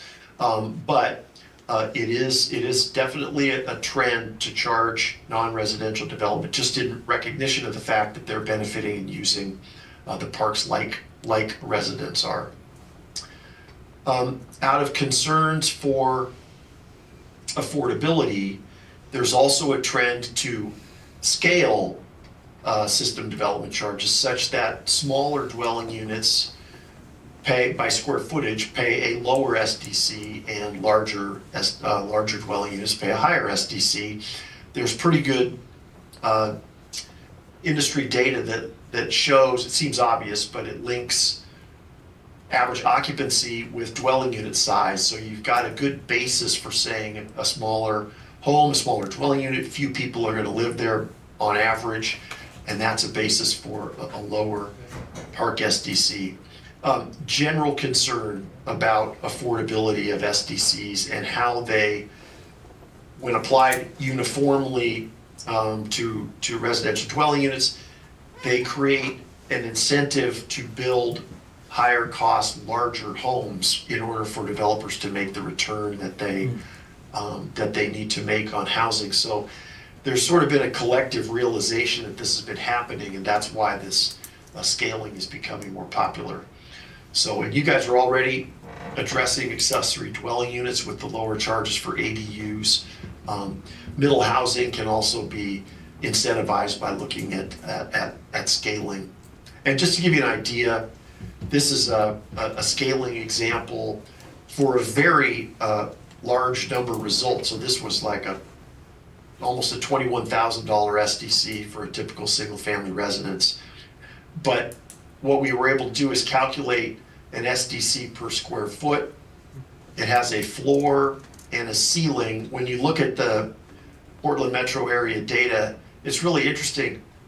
after a certain size of dwelling unit, the relationship between the number of occupants and the size of the dwelling unit ceases to correlate. So that sort of sets a ceiling. So you have a minimum and a maximum, and then one way to do this is just to charge your SDC per square foot at the time of permitting. You can also do it in tiers, you know, so that you're only charging an additional SDC with a, let's say up to a, or larger than a 500 square foot addition or something like that. But that's one way that scaling has been implemented in the area. And that, yeah, any other questions? That's all of my prepared material. So, oh, go ahead, Jason. Is this printed out someplace? I don't think I remember. I was gonna say it's not, I we don't- have I the didn't see it in 2017 here. version, but not the The slideshow. presentation wasn't provided in your packet. I just put in a placeholder so that we can put it in, make it available to the public after the fact, since we didn't have this in advance. Yeah, I'd like of to have publication. that printed out. I'd actually like to see that, Yeah. for sure. Yeah. Yeah, and I think Clay, I think you got it right, so. I've got it now. We just didn't at the time of Okay. publication. But the we reason can why I make sure say this that- gets distributed. Yeah, sorry about I that. can't see that up there. I don't know what the hell that Oh. says up there. If that makes you feel better, I took a picture of it and had to zoom in on my phone. But does the board mind if I ask a question? Yes. John, would you mind going into talking about middle housing a little bit, the definition that you see used, and the types of middle housing when you see different SDC methodologies talk about it? I'm used to what the city of Newburgh does from a land use and development standpoint, but I'd be curious what you see with respect to people identifying different rates for different housing typologies, or like the square foot model that you gave, or if it's, you know, number of dwelling units under roof, or how those paradigms work. So we just did some work with the city of West Lynn to address what their definition of middle housing was, and to be honest, I can't remember how exactly they defined it, because the solution was the scaling approach. So it is smaller. They're smaller dwelling units, which tend to be more affordable. And so the idea was to try and incentivize construction of more what we'll call middle housing, smaller homes and smaller dwelling units, by charging lower SDCs for those smaller sized dwelling units through the scaling. So so I'm sorry, I don't have the definition for you, except that sort of general definition, but I'll see what I can track down. Not a problem. I was more curious of the approach than I was the definition, and I will share with the board as well as John, because if John wants to comment on his thoughts on this, I'd be open to hearing about it. The city of Newburgh kind of looked for a tiered approach to their SDC methodology. They recently took it in-house within the last 2 years or so, and what they did is they said you're going to have a base rate factor of 1, and so whatever that rate is, if the building, and you please don't quote me on the square footages because I don't remember what it was exactly, but if you're 1,001 gross square feet of floor area up to 2,500 gross square feet of floor area for your dwelling, you will pay that 1 factor. But if you're less than 1,000 square feet gross floor area, you pay, I think it's 75% or 0.75 of that factor. And if you're over 2,500 square feet, then you pay, I think it's 1.25. And so they did a different kind of a scaling based on the size, but instead of doing a price per square foot, they did it based on the overall size and putting them in bracketed in groupings. So Yeah, which is another way to do it. They probably use similar data that as we did, and we would also take the average occupancy and the average dwelling unit size from, if the city had it, we'd like to have it for the whole district service area, but we'll take whatever we can get to develop a curve like you see here that is specific to the district service area. Or I should say a curve that you can't see right there, because I know that. And I think the city's rationale, from my recollection on those conversations, although I wasn't directly involved, was the bigger houses should have more demand, whether it's wastewater, water, or those sorts of things, because you should have more fixture count, possibly more bedroom count, and those sorts of things. That's right. So they tried to scale it down. And I will also point out from the housing side, when we say manufactured home in there, manufactured homes and manufactured home parks tend to be one of the really big sources of affordable housing in our area, particularly for seniors.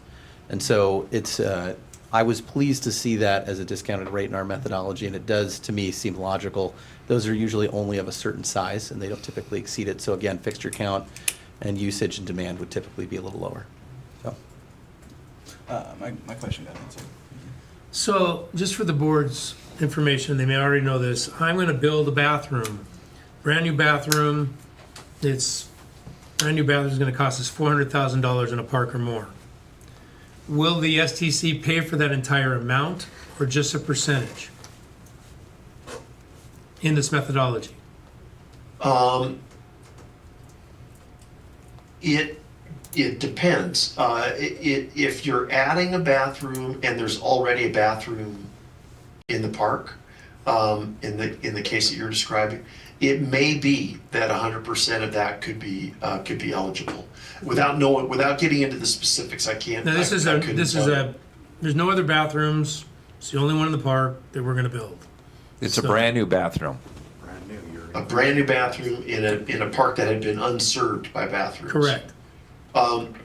So depending on the methodology, maybe. But Yeah. yeah. A running theme. That's Perfect, why I isn't asked the it? question. Yeah.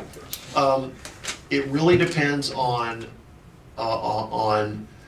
let's see, what the level of service is throughout the service area in terms of bathrooms. But it's possible. I'd say it's more likely that only a portion of the bathroom could be included. Okay, I just wanted the board to know Because that. it's going to serve existing and growth. Yeah, because some folks think, oh, we got this SDC, we can build it all. Well, you can't build it all. No. And that's why it's been used in our grant program, because we use it as matching. We're not building it all, Yeah, but we match it with those SDCs. that's a great way to use it. So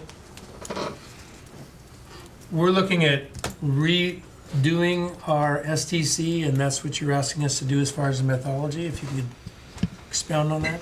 Sure. So what I'm asking for today is the board's general support for us going ahead and updating the SDC methodology report that we currently have. And to do that, because it wasn't contemplated in the budget previously, we're going to need a transfer of funds from our contingency into administration department in order to execute that in this fiscal year. So that's the short version of what we'd like to do. Previously, the board had expressed an interest in initiating this report. So I will say that my third recommendation is redundant with what we heard last time, but you also didn't have a price tag in front of you last time. Sure. So I wanted to make sure that getting this information from John, and which thank you very much for presenting everything. This was very, very helpful. And then seeing what we anticipate the cost could be, and then that you still want to do it. So that's the request in front of you today. Well, I think when we originally discussed it, the focus was really on what we're basing our SDCs on, what we're collecting them on, and making sure that that is an accurate representation of our future projects. Because our future projects and a lot of what was in the original SDC methodology are very different. We're not talking about an indoor soccer complex, but we are talking about a lot of other things that weren't discussed. Also, discussion about the cost of trails and so forth, I think, is something that spurred the conversation. So I think also we're probably overdue just in updating our methodology. So I support all of that. This presentation actually focused a little more on, I'd say, additional items, ways of changing the SDCs. And I gotta admit, I don't like that. I really, I think the prior board, they did a really good job at not including commercial. They did a good job at the reductions for manufactured, accessory dwelling, and not getting in the weeds of all that other stuff, square footage, and trying to alter the way builders are going to approach building because they can go 1 square foot under and get a discount or whatnot. I like the simplicity of our SDC system a lot.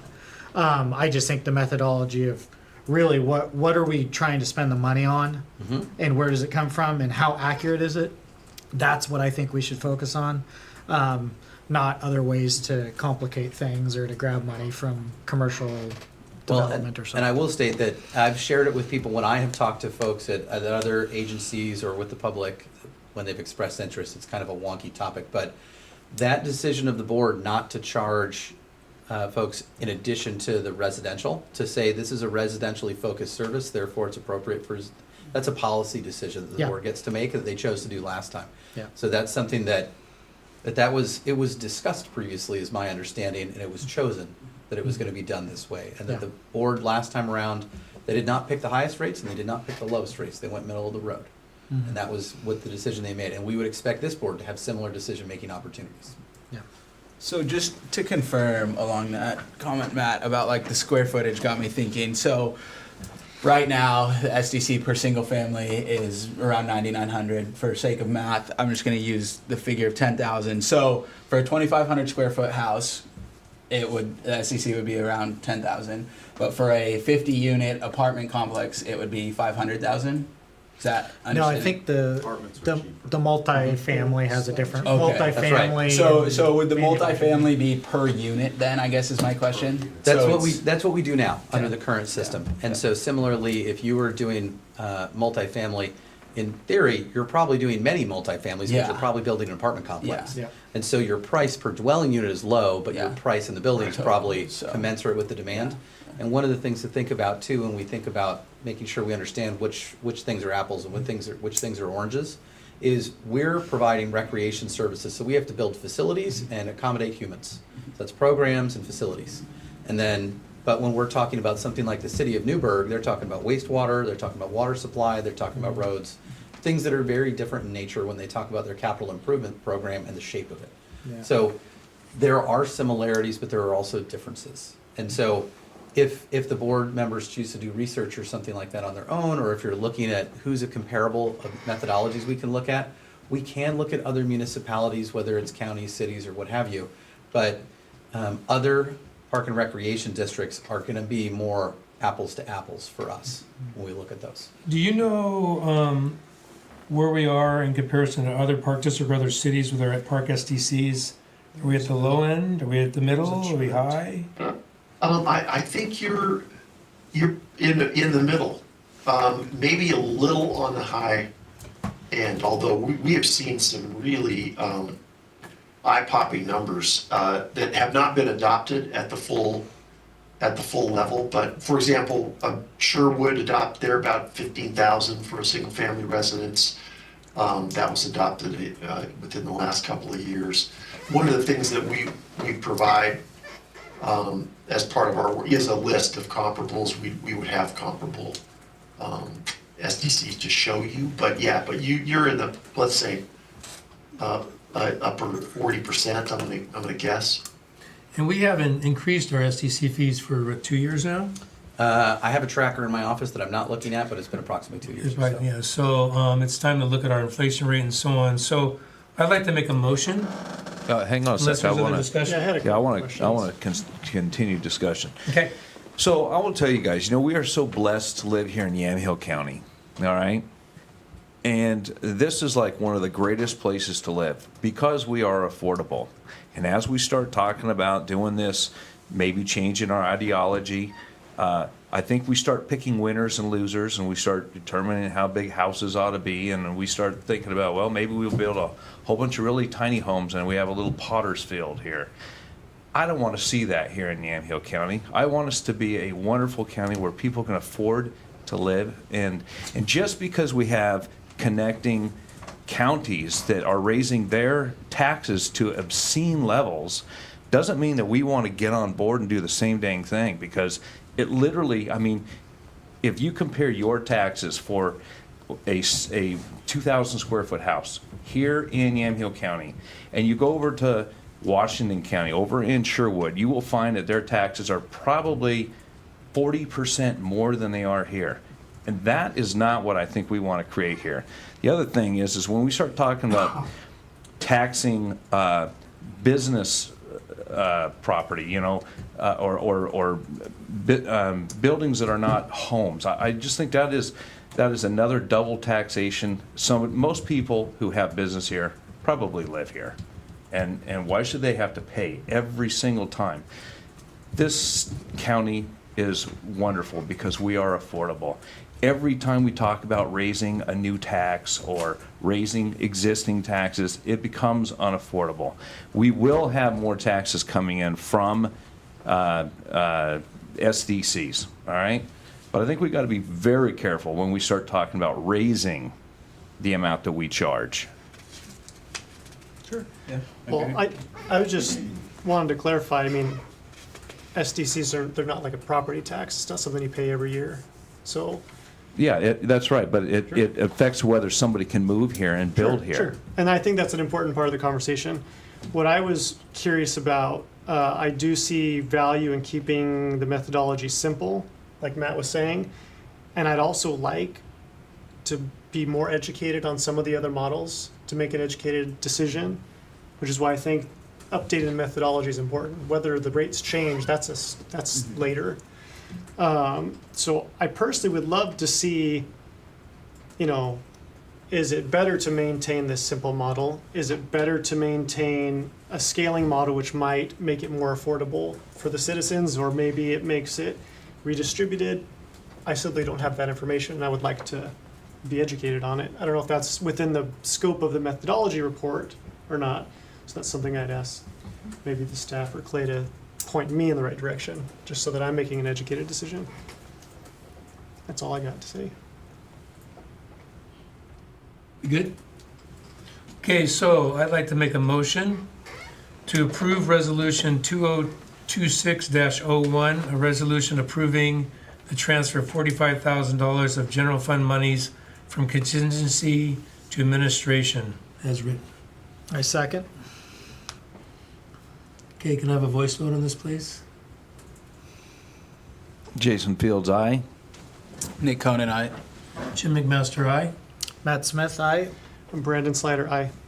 Thank you very much. Thank you so much for educating us. We appreciate it. Thank you. A lot of information for sure. Okay, is that that's the only resolution there, right? Because in the 400 pages here, it just doesn't There's, have a the next item has a resolution as well. Okay, And so I can take us into the next item if you'd like. please. Okay. So the next thing on the agenda is related to the 2024 audit report. And so what you'll see in your packet is you've got some materials and attachments in there accompanying the board letter, and those include a communication for the governing body related to the 2024 annual audit. And this is, when I say 2024 annual audit, this is for the fiscal year beginning July 1st, 2023 and ending June 30th, 2024. And so we've been working since I arrived to get caught up on our audits, and we're a couple of months ahead of where we were last year. And so before we hit go on our next audit, we're going to do our due diligence and do a kind of a basically rates and services check with different auditors. So you'll see me come back likely next month for the selection of our auditor, although if that requires an upfront payment at the time. But since these ones are making us pay now and today, I suspect we can just go before I come back to the board. So we're just doing that because we've had the same auditor as far back as I could look in our records and finding hard copies of our annual reports. And I don't know the last time that we did kind of a rate and services check to make sure that we're getting the best value for our money. And so we've done that with a couple of other things, including our insurance agents and including a few other places since I've arrived. And so that's just part of making sure we're spending money wisely. One of the things too is the auditors for the 2024 audit did find some deficiencies in here. 2 fewer than the last one, but we still have to file an action plan associated with the Secretary of State requirements. So you'll also see that in here, and that's included as attachment. That one is attached. Page 451? It's Exhibit C. That's associated with this, and so it's also part of that resolution. 450 for the paper. So those are what we're doing. One of the things I would say is that the reason we see fewer deficiencies associated with this year's audit than we did last year is because staff, and this was prior to my arrival, resolved some of those issues we had seen previously. And those were related to internal controls, which means they added additional internal controls, including some related to check stock and signing authority and making sure you have a separation of duties between individuals so you can't abuse the system internally. So those are some of the good things that happened in that. So, and if you have any questions about it, I would be happy to answer them. So we're talking about resolution 2026. Yeah, so the recommendations and what we're asking the board to do is recommendation number 2. So 1, you're just receiving the audit. So it's been sent to you, so you've received it. And then recommendation 2, we're asking that you adopt resolution 2026-02, and there's additional words there.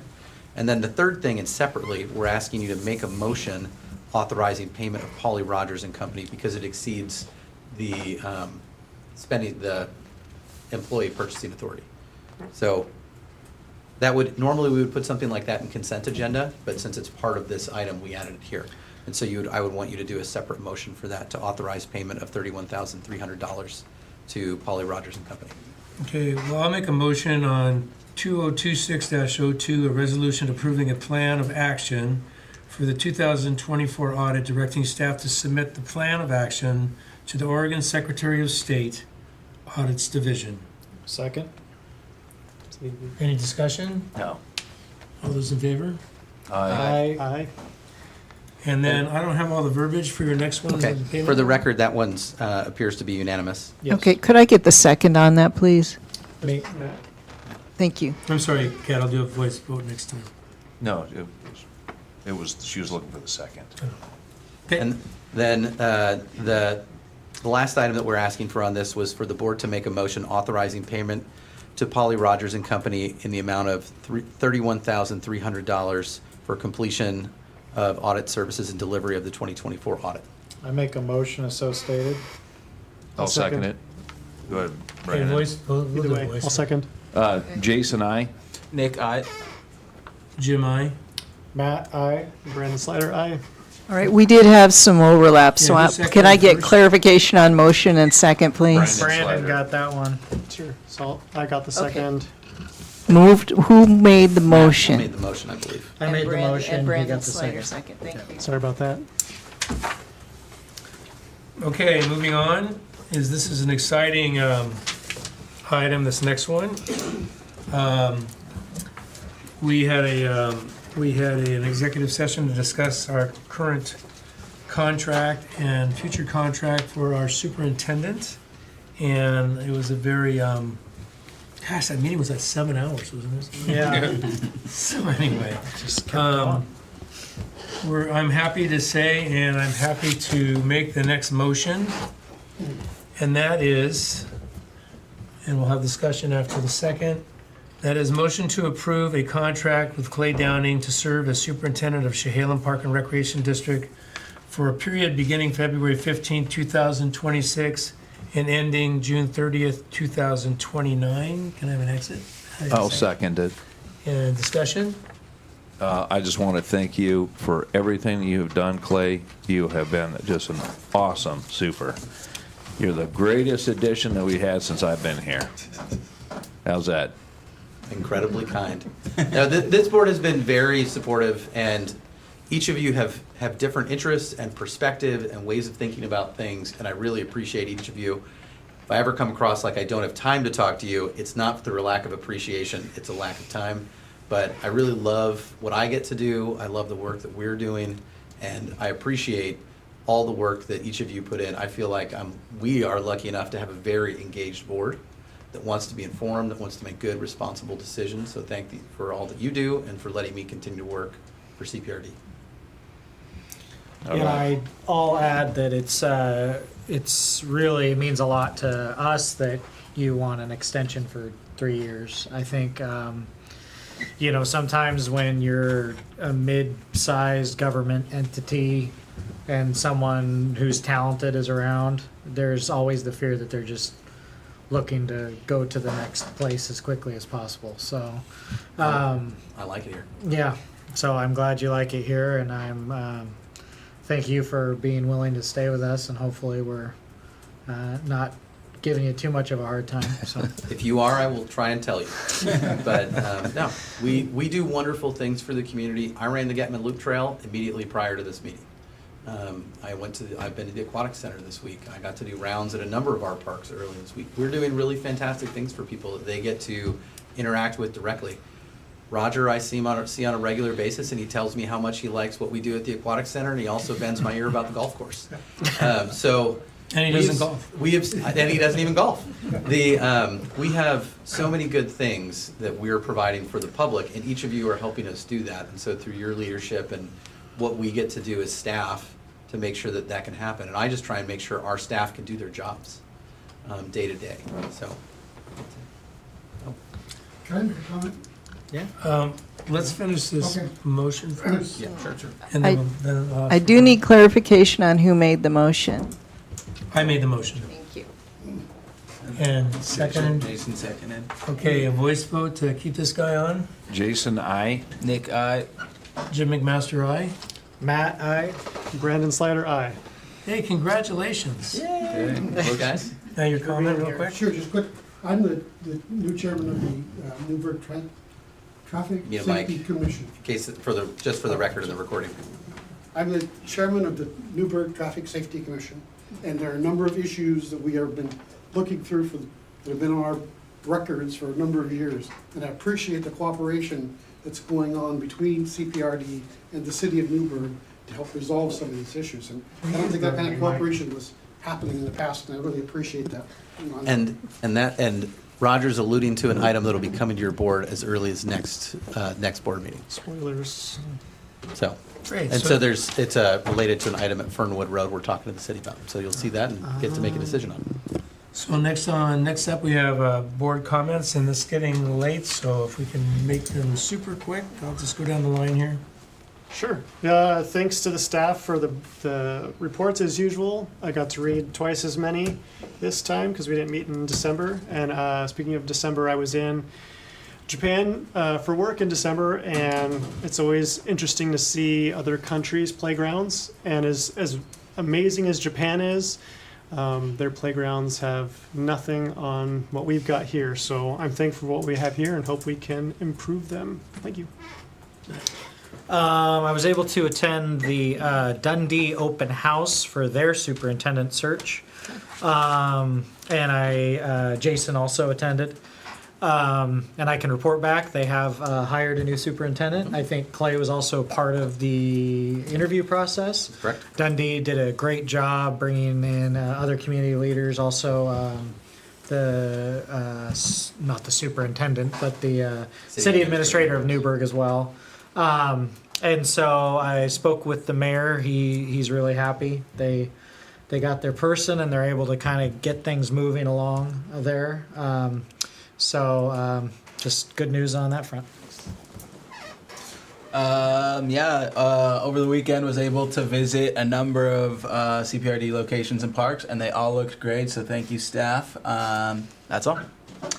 I spent time with Clay, David Hetty, Brian Bowman, and a guy named Phil. I don't know what his last name is. Philip Higgins. Yeah, Philip Higgins.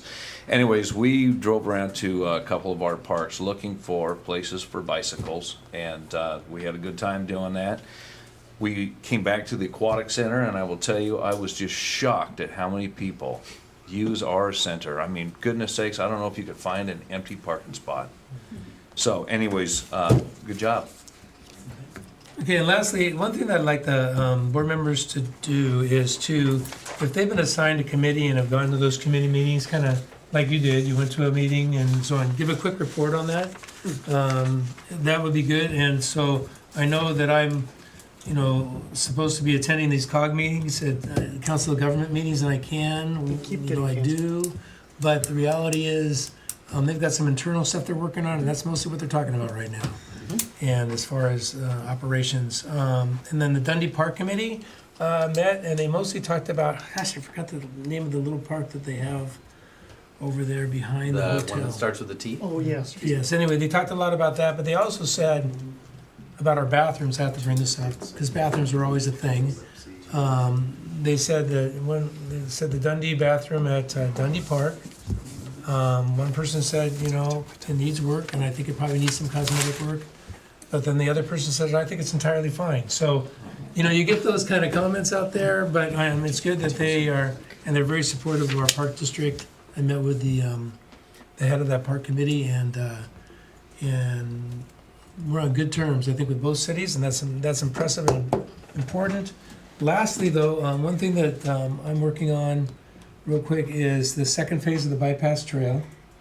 And the first phase, I'm sure that it will be mentioned in the staff reports, but we want to be able to tie those two communities together inside of the ODOT right-of-way to be able to bring tourism, and people can walk safely, and we can enjoy the two cities together. So that's a big deal for me for the next however many years you want to keep me here. So we'd like to see that happen one of these days, but I'm going to let Casey talk about where we are right now with the first phase when we get to that.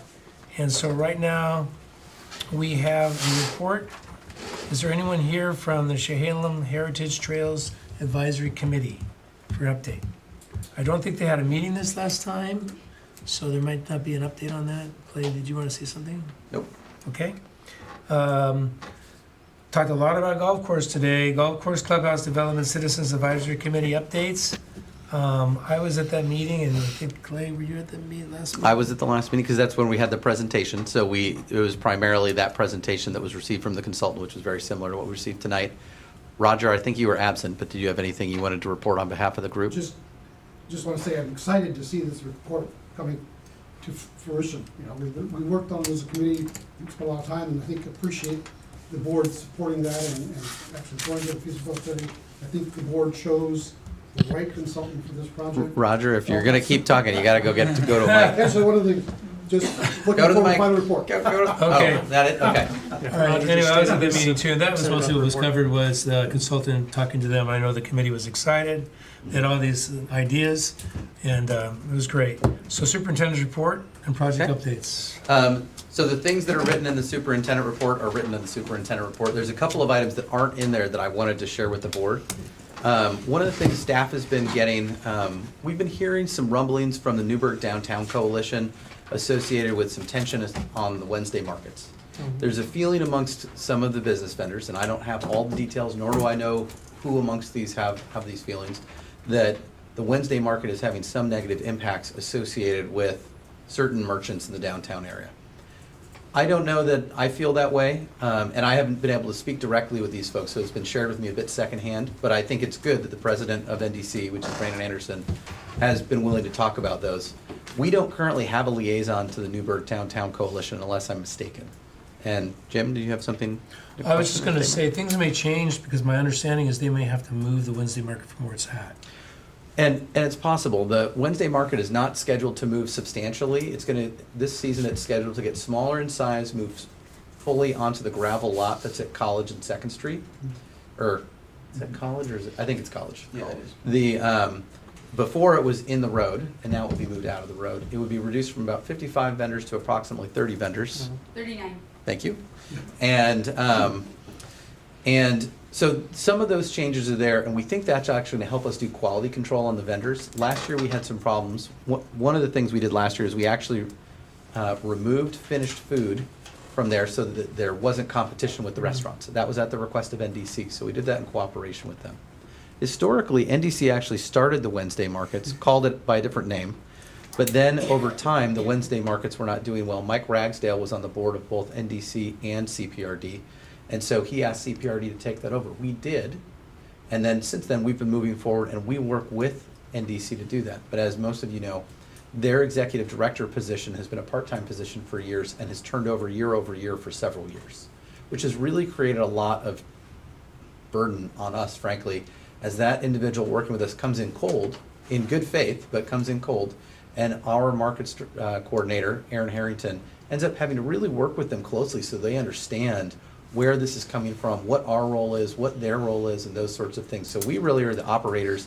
They primarily do the promotion of the event, and they do some stuff with the books and taking payments from the vendors. And so that has gotten a little confusing at times on kind of playing who's on first with those. So I'm going to be reaching out to at least one or more of the board members individually.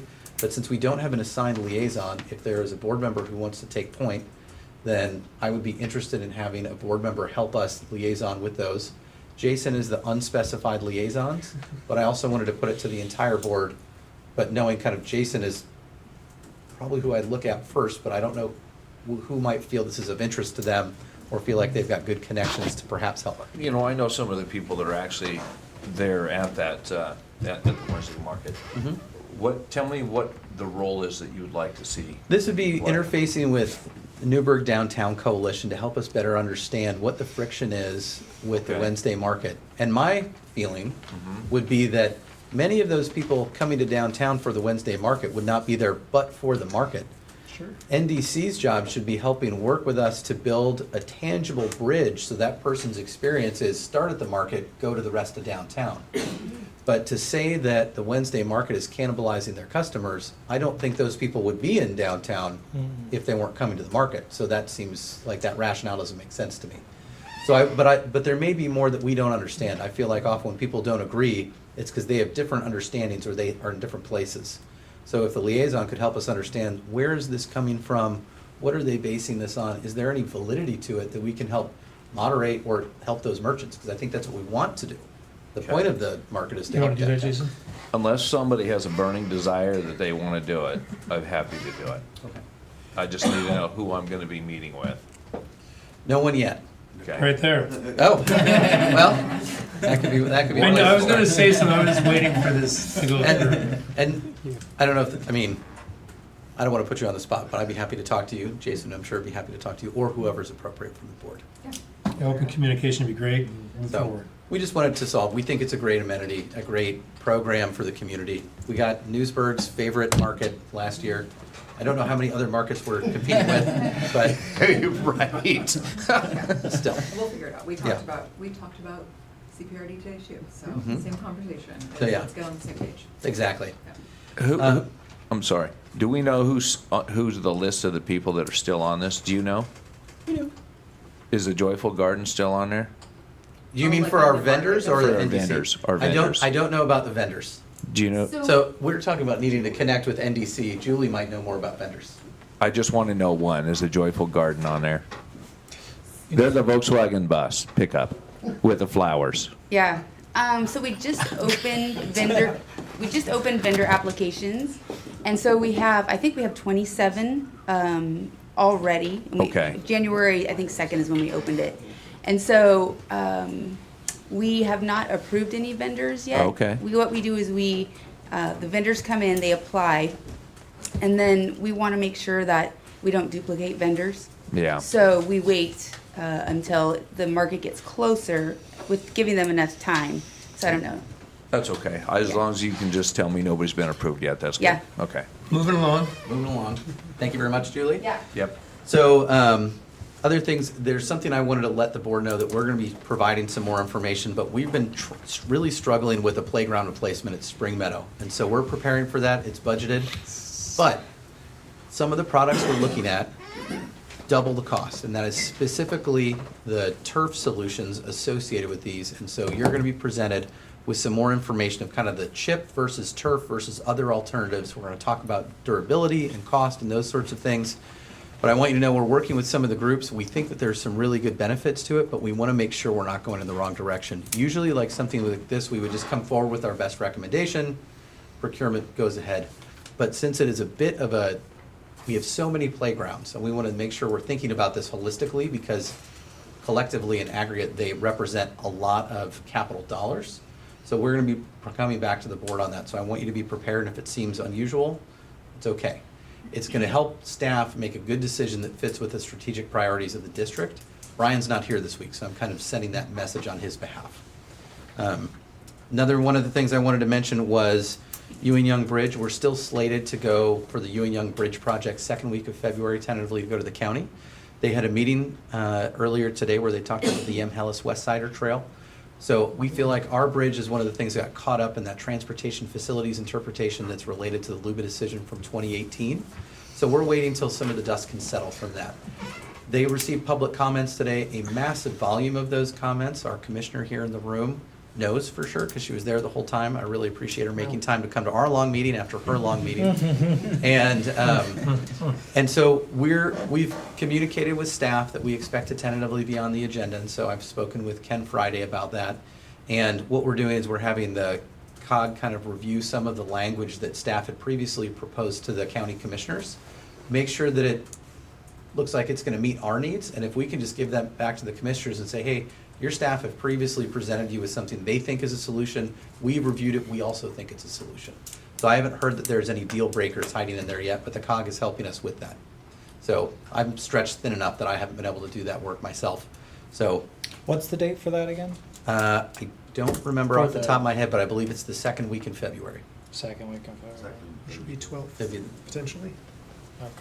So, so we're getting on that agenda as soon as we can, but we want the trail issue that the county is currently dealing with in their transportation system plan. We think it'd be best if we wait for that to settle out before we go in. Yeah, because that's been pushed back another couple weeks, I think. And, yeah, and so it's been pushed back by 1 week was my understanding, based on the thing. Is that correct?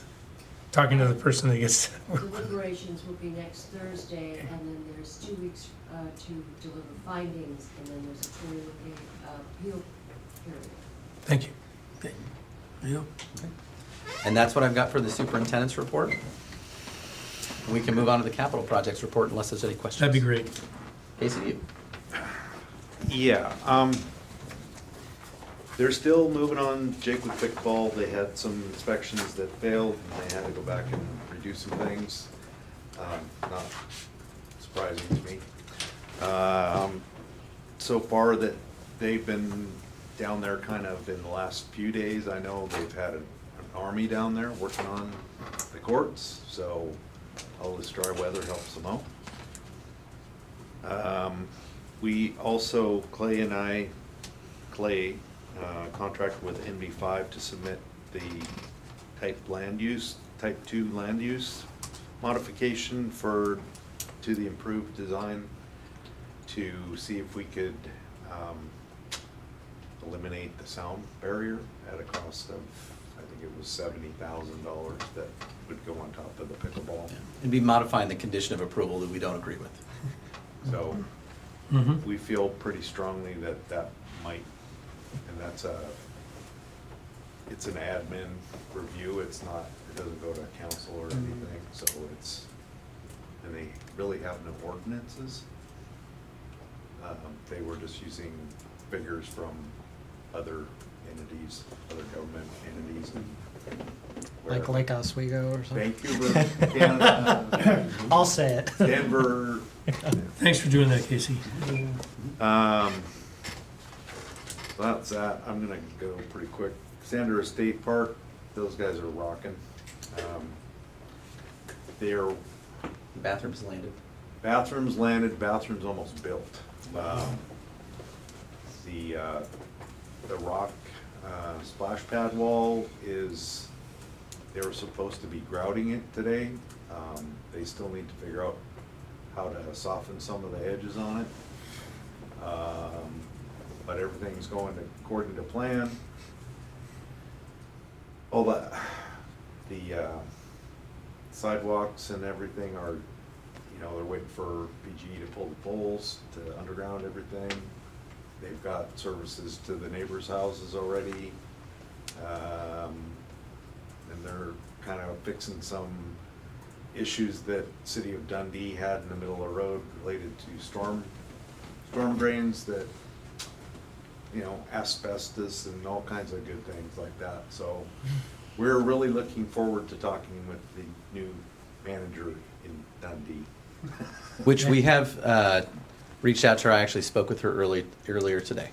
So she's got a lot on her plate. She knows we've got some things we'd love to meet with her about, and she's also been invited to join the Future Focus 2.0 group, which is the city administrators, or basically the administrators from Dundee Public Schools, from CPRD, from the City of Newburgh, from PCC, and then now will be from City of Dundee. Good. The Newburgh Dundee Bypass Trail, I'm happy to say that we got our last permit yesterday afternoon. Wow. Right before our meeting with the bypass trail group, focus group. So DSL, and I sent it on to our contractor, so he's gonna get a schedule together, and they're gonna, it's been dry, and he was waiting for some dry period, and hopefully they can get down there soon and get her started. It's good for a year, so. I've already renewed the 1200C once. I've renewed, you know, you have to stay on top of these things. I know, you renew. I appreciate it because the number of agencies that you have to deal with this is crazy. So I appreciate you doing that. Well, I thank Wes and Greenworks for a lot of it because Good. they've been persistent, to say the least.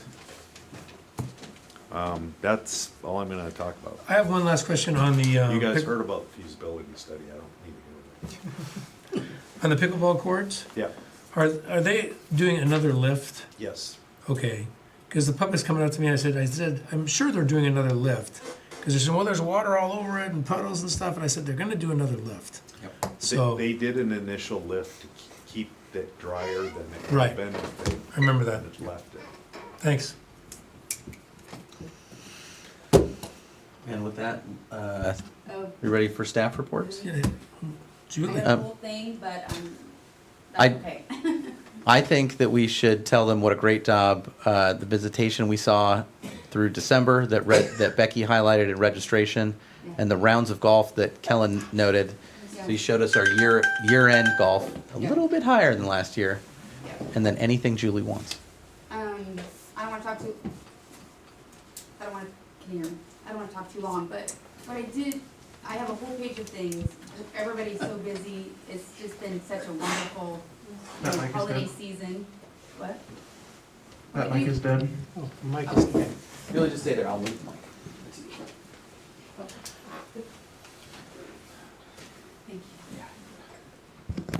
We like hearing what great things you're doing over there, so just go ahead and talk. We're good. Oh my God. We only come once a month.